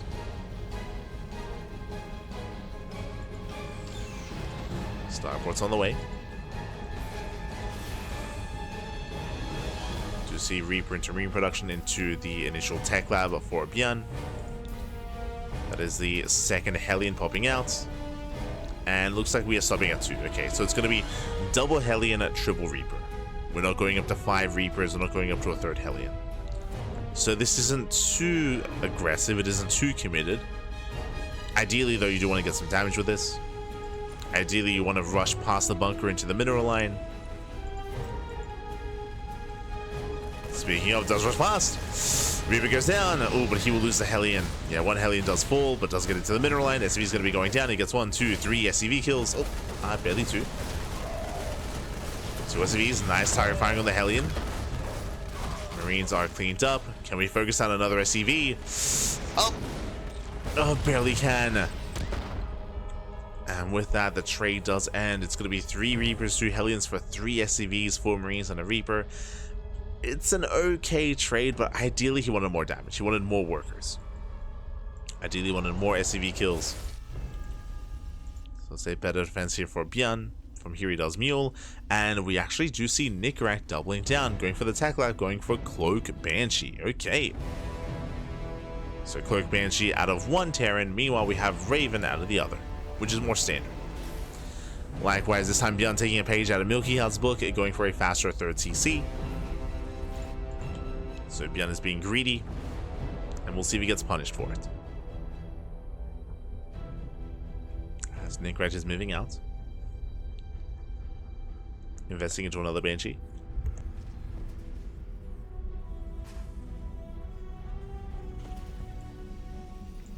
For the time being, it looks like we're about to have a scan. Gathering energy in the main. Banshee is revealed. There's a cloak, but now we have a scan available. Cyclone's moving in. I mean, there's a Raven regardless. Oh, lock-ons are brutal. And that Banshee goes down. That was not worth it for Nicoract. Ay, ay, ay. He was able to take down a handful of Marines. But not much more than that. Second Banshee's moving out. Behind this, third TC is on the way.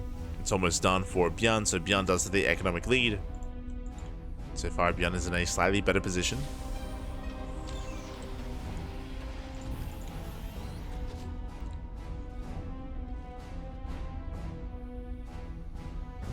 Banshee is deflected.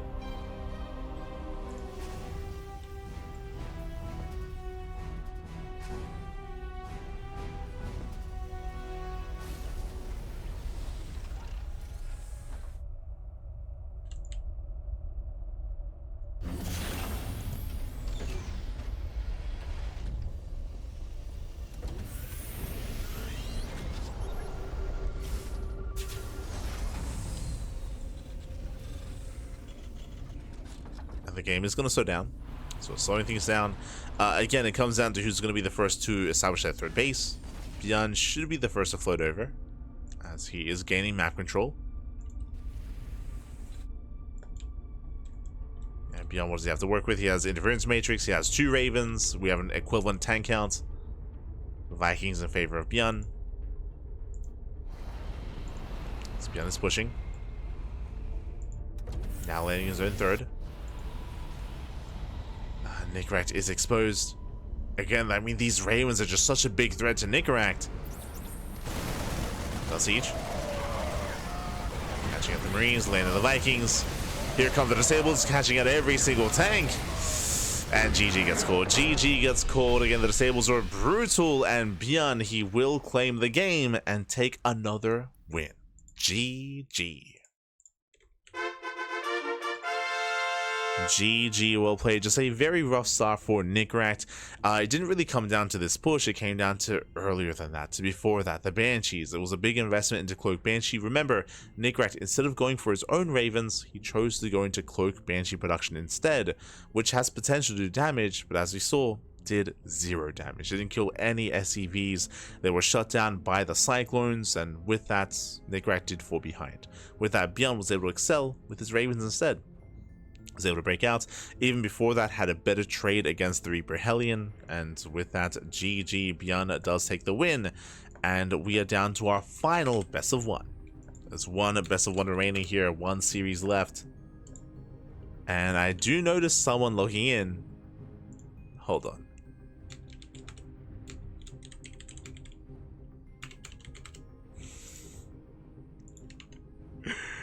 To have someone logging in here, and I believe we may have a Terran versus Zerg. Potentially.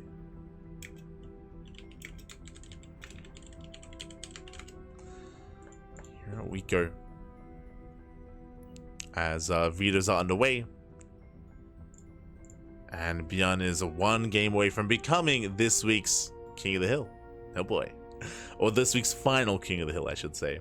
For those that are curious, the way that this format works is that whoever is the final King of the Hill of the tournament is going to be invited to be the starting player next week. This is a weekly tournament, of course. Every single week there is a King of the Hill. So we'll see who can make it.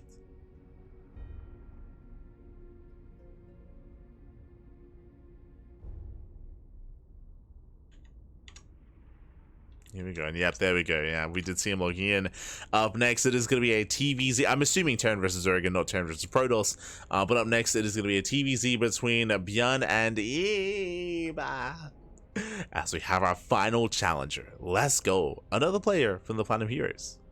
Another player here. Does step up. Does step in.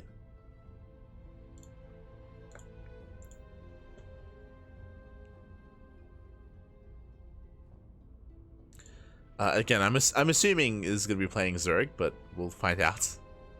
We'll find out.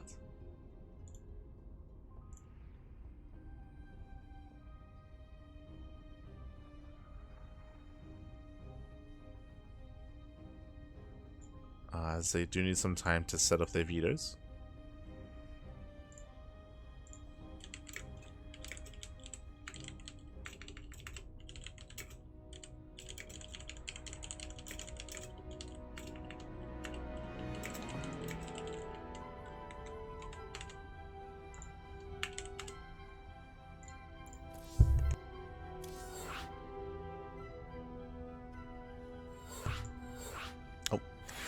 And looks like, oh, we have our map. We have our final map here.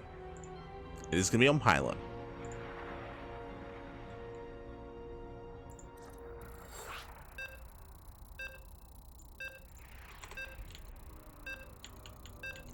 One of the smaller maps in the map pool. Now, what's exciting to me here as we step in... Oh, no, god damn it. God damn it. You know, I was joking when I was like, yo, potentially it's gonna be a TVP. I was joking, man. I was joking. It's not Eva, it's P, papi. Aye. It's the Polish Protoss player. Let's go. As spawning in the top left-hand corner of Pylon, we do not have a Zerg player. He is going to be playing his main race instead. Again, taking cues from Clem, papi, and from Rainer. Is going to be playing as Protoss from the Platinum Heroes. It is Eva. God damn it. I'm shaking my head, papi. Shaking my head. Let's go. And spawning in the bottom right hand corner, we have the South Korean Terran player. We have the Red Terran representing Shopify Rebellion, the current King of the Hill with 4 wins under his belt. It is ByuN. And if you're in the chat, predictions are open. Place your bets on who you think will claim the series. Best of luck in the chat. As Eba, he's going to be dipping into his Polish roots, the Polish Protoss posse. It's strong. And Geralt, he might be traveling to the US right now for Philadelphia, but Eba, he's here. He's here to represent Geralt. He's ready. Let's go.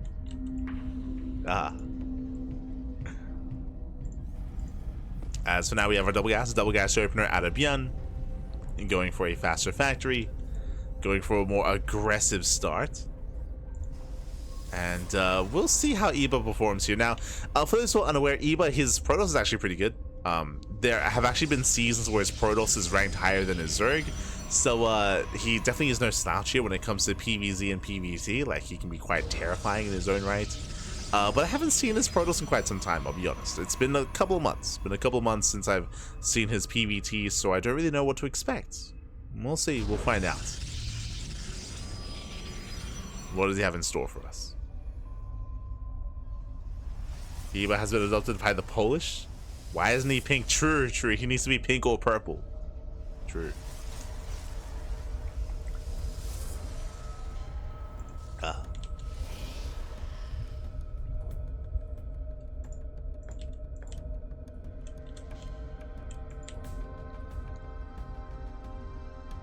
we go.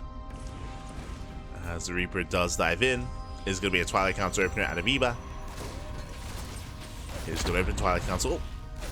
And Reaper does pull back.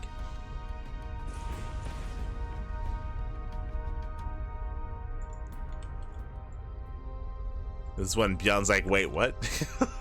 It's like, oh, okay, you're Protoss, baby. Oh my god. His opener was a TVP opener, so he knows. He's aware. He's locked in. Committing to the main. Going for the mineral line. Gets 1, he gets 2, gets up to... Can we get up to 3? Not quite. 2 probe kills, not bad. He does get up to 3. And he wants more. He wants more than that. Barely doesn't get a 4th probe. Shield Barrier does finish up just in time. And Eba holds. Eba, he holds on. Back at home, Tech Lab is complete. Going for the Cyclone initially. Going for the Medevac. And from here, we should be seeing extra Tech Labs into either Raven or Banshee. We'll see. Oh god, as ByuN is still not done, gets another probe. And gets another... Oh, really not? Okay.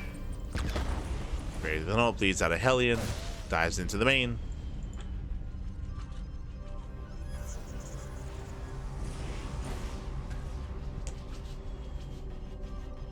Let's pull away.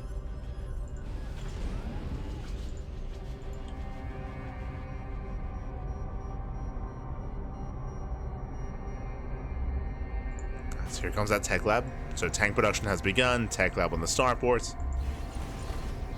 Reaper's going to be zoned away. It is going to be a blink-based opener here out of Eba. So far going 3-gate blink. Oh, but ByuN, he does drop into the main. He does reinforce. He's going for the sentry. Sentry is targeted. Going for the stalkers thereafter. Zoning back the army, going for the mineral line. Does head towards the main, but will be deflected. Whew, okay. So far, so good.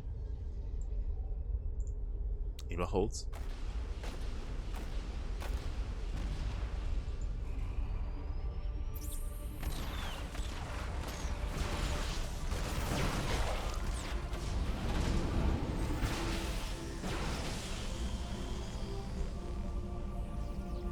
He is holding on. Getting his third base. Likewise, ByuN is of course building up his tank counts. Did not go Banshee, did go Raven. So we're a Raven follow-up. And for now, we're just calming down. We're just calming down. We're building back up. Eba, he's going on to Colossus, going into Storm. Charge and Storm on the horizon for Eba. His goal here should just be to contain. Does threaten the gases. Doesn't get much done. It gets an SCV. Nice blink control. Blinks away, gets an SCV. Storm is in production.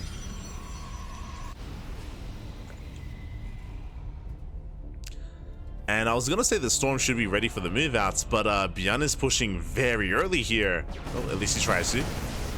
Catching out the stalkers. But again, this is a very ByuN move outs. ByuN, he's very fond of this kind of push. What's this kind of push? Pushing without Stim.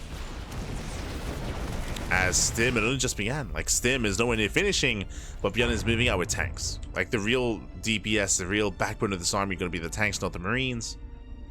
And we'll see if he can get within range of any key structures. This is risky. But the tanks, they do siege up, yeah, within range of the gateways. And that's what he wants, the gateways here. Creeps off a stalker, gets a couple of workers. Takes down one gateway, now going for the other. And anyway, he just wasn't able to slow this down. Again, welcome to Pylon. Rushes in the background is just so short on Pylon. Behind this, third CC is on the way for ByuN. Storm is complete. Force suspend the Storm. Eba collapsing on the army. Does charge in. He will reset the tank count. Oh, but he will lose the High Templar. The High Templar does go down. Eba will clean this up. At the same time, the Raven is popping off. 9 probe kills. ByuN does pull away.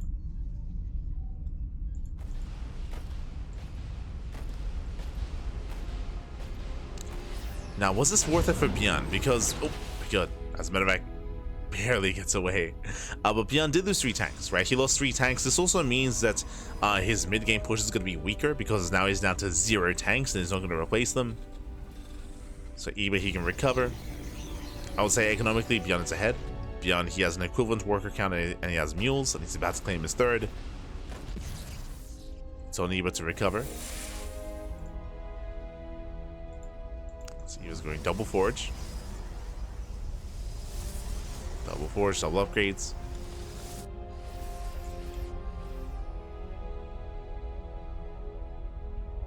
See in chat, why pink? It's very common for a lot of the Polish Protoss players to either play pink or purple.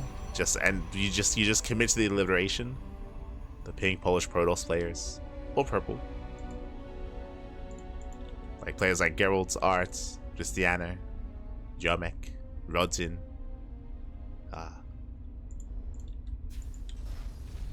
Pappy. Don't forget about Pappy. True.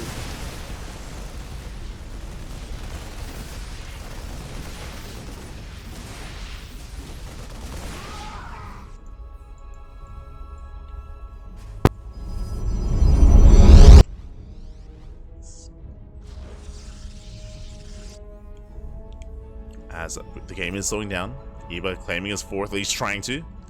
Here comes a move out, this time with Stim.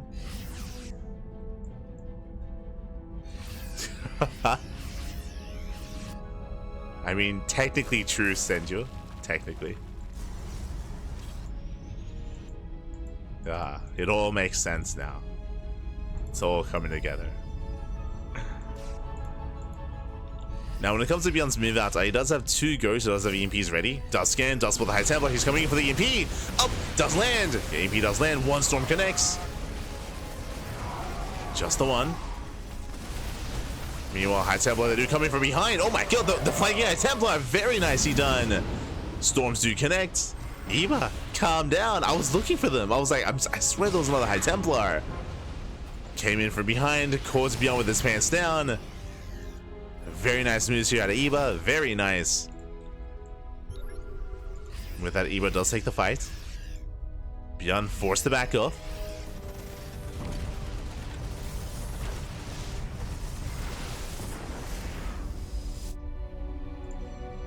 ByuN forced to retreat. The timing didn't really get much done.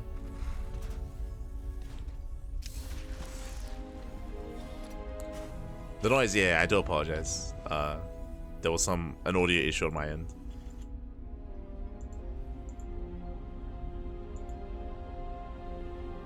You know, that was the storm, Pappy. That was like that was the storm. But the audio should be okay now. Oh, this time EMPs do connect.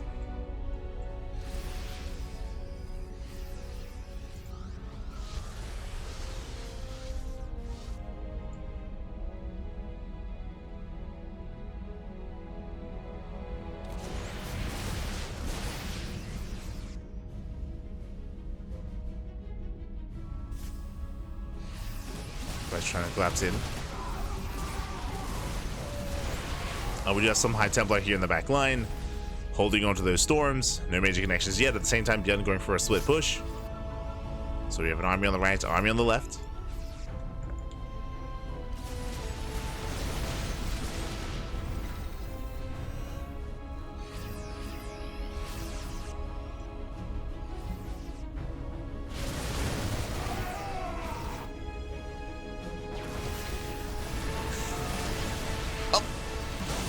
Once again, flanking storm's not as ideal, but Zealous, they do get on top of the ghost. We get an okay pickup here from Eva. Eva pulling back. ByuN pushing forward. How quick does he react? Here come the EMPs. Oh my god. Does land the EMPs. No ghosts. Sorry, no storms, I meant to say. Yeah, no storms. Wasted NG overcharge as well. Oh, Eva, he is being broken. Zealous are going down. Better storm on the left-hand side. Better engage here from Eva, but on the right, he will lose the mineral line. 8 probe kills. Colossus have arrived. Eva is holding on. And behind this Eva, he still maintains a decent economy. He's on 73 workers. He's on, what, 4 or 5 bases. Now he's got 2, soon to be 4 Colossus. Behind this, ByuN is taking.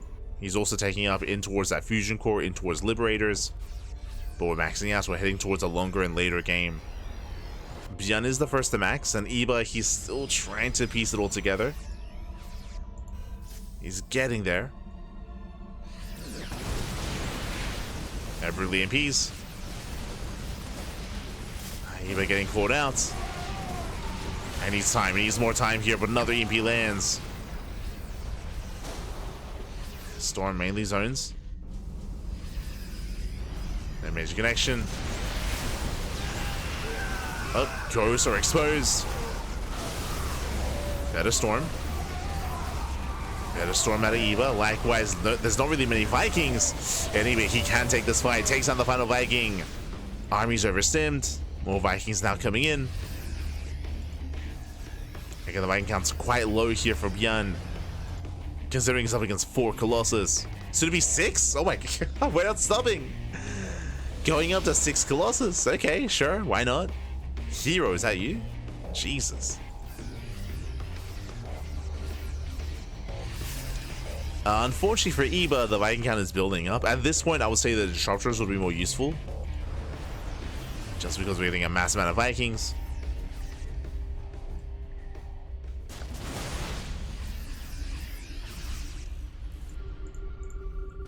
Oh, catching at the Colossus. Trying to. That's EMP. And that's EMPs once again. Oh, the EMPs are brutal. EMPs do pop off. Colossus goes down. Yeah, Vikings, they bully back the Colossus.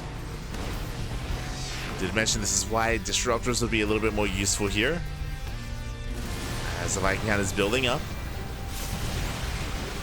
EMP does not connect with the High Templar. Storms are coming in. Decent EMP. No more storms. And no storms left over. So it's a little bit too late.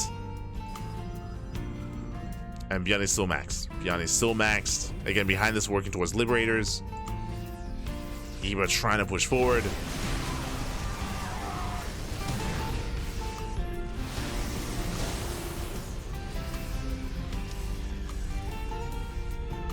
Once again, rotating over.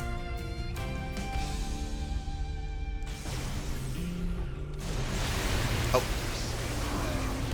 Catching out the Colossus. Yeah, the Vikings, they just go to town here, getting 1, 2, 3 Colossus. Oof. Barely one survives. I spoke too soon. Oh, can he get it? He can. Takes down the final Colossus. Yeah, and Eva, you can see the supply just crumble here. Just plummet. Losing all 3 Colossus. High Templar as well.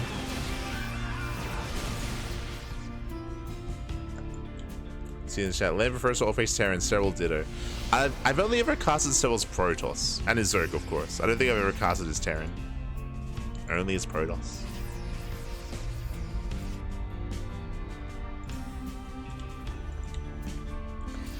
But for those that are unaware, Iwe, he's been off racing as Protoss for a year? Maybe more than that? It's been a while. It's been a while.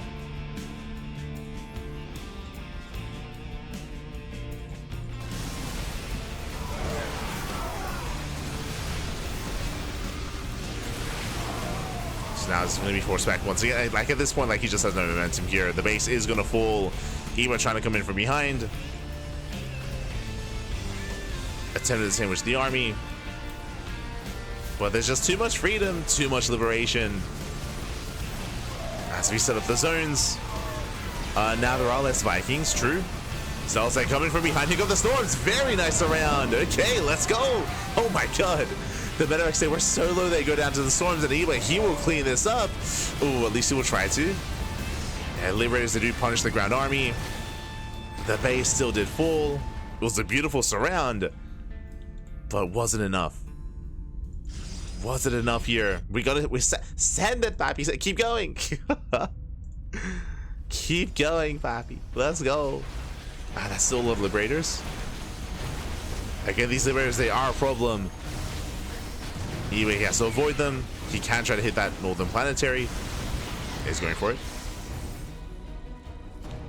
He just can't move into Liberators. Does get the expansion. Decent storm with the Colossus. They were exposed. Yeah, rough positioning there. One Colossus goes down.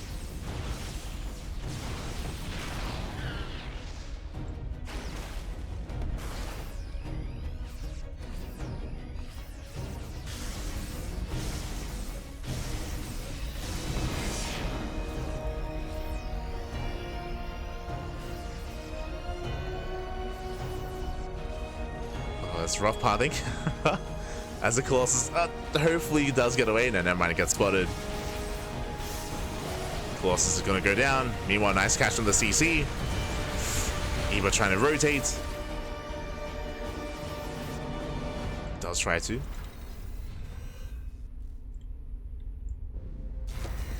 Mirror pulls away, rotates over. ByuN trying to keep up. He needs this expansion. And he should save it. Okay, he keeps up. Liberators have arrived. Unfortunately, he doesn't really have the bank to switch into Skytoss. Ideally, if you're curious about this kind of game state, ByuN is getting into his final form. Eva ideally would be working towards Tempest to help deal with these Liberators.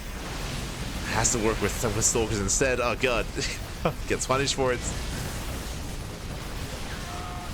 Again, Eva, he doesn't have the bank for it. Not for a tech switch. Not for Skytoss. Now, it's still possible to work with a gateway army. You have to just outposition, blink forward, blink past. catch out the Liberators unsieged. It's possible. Speaking of, another Liberator's gonna go down. Just picking up one Liberator at a time. Oh, we'll bleed out a High Templar.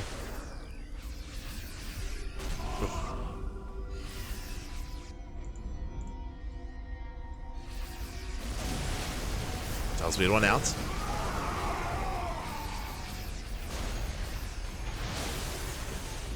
Decent storm.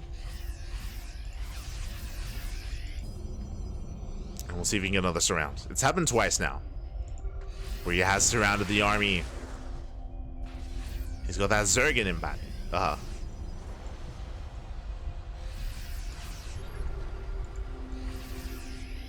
He wants to lure him in. Brutal snipe on the High Templar.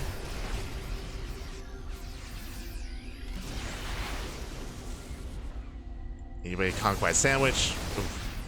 Leaves out a couple of Stalkers.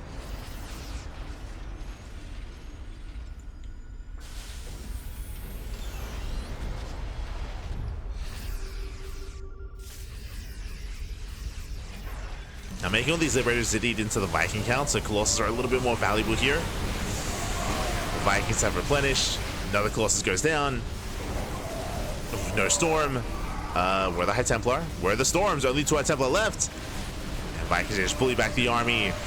And without Storms, even he cannot hold on. He cannot take this fight. He's being overwhelmed, being overrun. ByuN sims in. And he's done it. At this point, he has done it. Unfortunately, just no Storms left over. Storms, now they come in. But the damage has been done. Yeah, without the Storms, GG gets called. ByuN, he will overwhelm him. ByuN, he will take the series. He will take the game. And ByuN will be our final King of the Hill. GG. GG, well played. Whew. Does take the game, does take the series here. Again, ByuN, he will claim it. Eva, he was able to hold his own. He was able to have some very nice rounds. Again, there were like these 2 big fights. It was these 2 big moments where he was able to lure ByuN in and then come in from behind and took an incredible fight. I was very impressed, but it still wasn't quite enough. Unfortunately, Eva, he was losing bases, losing mineral lines, bleeding out a lot of Colossus as well. He just wasn't able to really maintain that momentum. GG. GG, well played. Did make a game out of it though. Did make a solid game out of it, and I can definitely see a world where Eba could have taken it as well. Oh no. Eba, he just messaged me. He's like, why did I lose 6 million probes to 2 Reapers? It was a brutal start, if you remember. It was brutal. GG. GG, well played. All the probes back.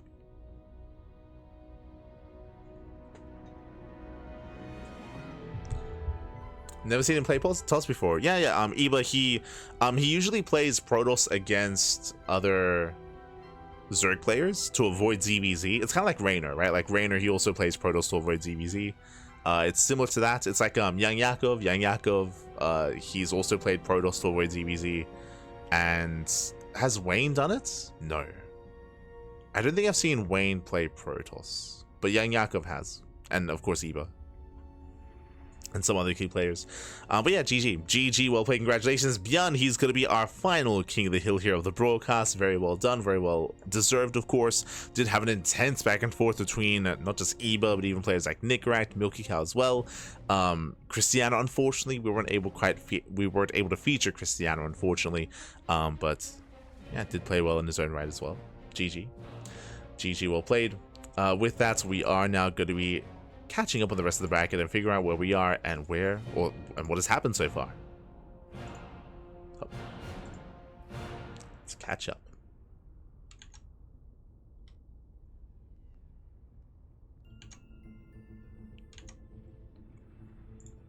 Bam. Okay, exclamation mark B in the chat if you guys want to have a look at the back yourselves. Whew, as it was a pretty intense broadcast here. Shout out to Jumy, by the way. Jumy, he was the reigning King of the Hill, and Jumy, he went on a tear, winning four games in a row at the start of the broadcast. Fun fact, technically, Jumy went undefeated. Jumy, he did not lose a game actually. After defeating HiGhDrA, Demi, MindelVK, and Moja, he actually was unavailable. Jumy, he was unavailable, so he had to step away. So he was replaced by both Shameless and Sebesdes. They face off in a best of one. So Jumy technically undefeated. GG with 4 wins. From there, Shameless, he went on a bit of a win streak, took down Sebesdes, took down Art. Then we had Percival stepping in, and Percival had a crazy performance, taking down Shameless. Mixu, Creator as well, very strong performance there against Creator, took down NightPhoenix. And if you recall, ByuN versus Percival was very close. If you recall, I do recommend checking out the VODs. Percival was actually ahead against ByuN for like 75% of that game. He was ahead, he had a stronger position, he was ahead economically, ahead in army, he was doing more damage. If you remember, he cancelled the 4 CC of ByuN, was doing beautifully. And what happened? ByuN, he snuck out across the map with a double drop, and he got 35 SCV kills. Unironically, 35 SCVs were killed by 2 drops of Marines, or 1 double drop of Marines. It was brutal damage. Unfortunately, at the time, Percival, he was out on the map, right? His army was not at home. He was out on the map, he was doing a lot of damage, but he missed the drop, and that double drop won ByuN the game. It was a crazy comeback. So ByuN was able to pull off that comeback against Percival, take the win, and then he was able to take it from there. UedSoldier, MilkiCow, Nicoract, and Eba towards the end. There's also another game in between Percival and UedSoldier with Cristiano, but if you remember, Cristiano, he was having some technical issues and he wasn't able to compete. His PC was crashing. So he wasn't able to actually play out his game against ByuN. It was looking to be a banger, don't get me wrong, but wasn't able to play it out. But that did end up leading us here into the Eba series regardless here. So Eba versus ByuN towards the end, which was also quite close. GG, well played. I was hoping to see maybe a little bit more Zerg representation with Eba, but nah, yeah, showed up instead. GG, well played. And with that, hope you all enjoyed yourselves. Hope you all had a great time here during our broadcast today. Again, we typically, it's been a while since we've casted OSC King of the Hill. I believe typically nowadays Steadfast does cover that, but I believe he was unavailable, so you're able to step in and fill in for Steadfast and cover the King of the Hill. GG, well played. When it comes to the rest of our broadcasts, as you can see on our schedule, OSC was here Friday evening, and tomorrow, Sunday, midday at 12 p.m. KST, that's going to be 1 p.m. AST, we have the KSL, the Korean StarCraft League. We're going to be featuring that here on the channel. We have Duckling Open in the evening, and we have Philadelphia at night at midnight, of course, on Sunday or Saturday. Let's go. So Philadelphia is going to be this weekend. That's going to be a big offline event happening in the Americas. Likewise, if you recall, I'll say it again, Geralt was missing. Geralt, he was not here. Geralt, he's a regular in these tournaments, and he was missing because he is in the air. He's traveling mid-flight to the Americas. Geralt, the Polish Protoss player, he's going to be traveling, he's going to be competing at Philadelphia. Likewise, other NA players are going to be there, like Foxer, like Dolan. I'm sure Epic will be there. I know that Starkiller is going to be there, and many others, so do check it out. I think SC Historian, Dave Testa, Tempo is going to be there. So really cool to see a bigger turnout for Philadelphia. I mean, again, you know, nowadays you don't really get many offline events, especially in the Americas or even in Europe. So really cool to see Philadelphia stepping up and hosting their event and bringing everyone together. So if you happen to be local, if you happen to be in the area, if you happen to be in the Americas, then do consider traveling. I mean, that would be short notice, but if you're able to, then it'd be a great way to kind of meet up with other like-minded individuals, or other people that are passionate about StarCraft, that do love it, that do care for it, and yeah, that you can interact with as well. So with that, do take care. With that, we're going to be wrapping up. I'm going to go pass the hell out. Been a long day, Pappy, a long day. Aye. So, it's been a long day. But, yeah, hope you all enjoyed. Hope you all had a great time just catching up with the chat.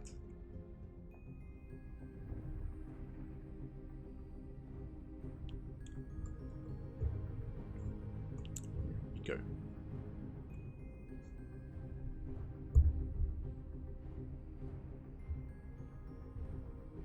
Isn't Eba like 1,000 MMR lower than ByuN? I don't think it's worth like talking about MMR at this level of play. I don't think there's much value in that.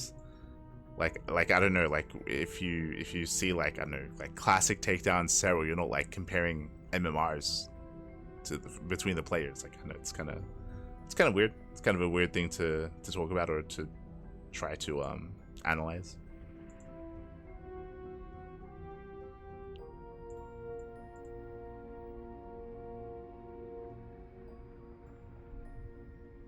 Yeah, I agree with EasyFeel. Like, for competitive purposes, like, MMR doesn't mean anything.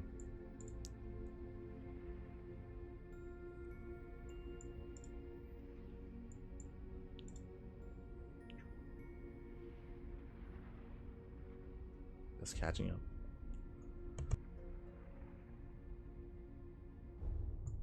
up. Otherwise, thanks for watching. Thanks for the support. And again, we'll be back tomorrow for KSL. KSL is going to be in like 10 hours, I want to say. No. Yes. Yeah, in around 10 hours. 10 hours time. So, yeah, we'll see you in 10 hours for the KSL or tomorrow for SDO. Likewise, look forward to the Cheesedelphia broadcast. We did put a lot of work into the overlays, and it's going to be a lot of fun, I'm sure. I need to go back and watch the Jumy destruction. He did quite well. He's an animal. Este Jumy, papi. Este Jumy. And if you want to support us, if you want to follow us, if you want to tune into some of these VODs, if you watch something here, if you see something here that you want to watch live and you cannot just because of time zones, then check us out over on YouTube. !socials in the chat, and you can follow us on our YouTube channel. We do upload on a daily basis. We also post on Instagram, Facebook, Twitter, we have TikTok, we have Mastodon, we have Blue Sky, we have all things CranKy Ducklings, so do check us out there for our links for when we post. You can join us on Discord, we can interact outside of just the broadcast. Otherwise, we'll see you guys tomorrow for some more StarCraft. As always, take care everyone, have a great rest of your day, and have a great weekend ahead of you as well. GG. GG, well played. We'll see you next time. Ciao, bye, ciao. See you next time.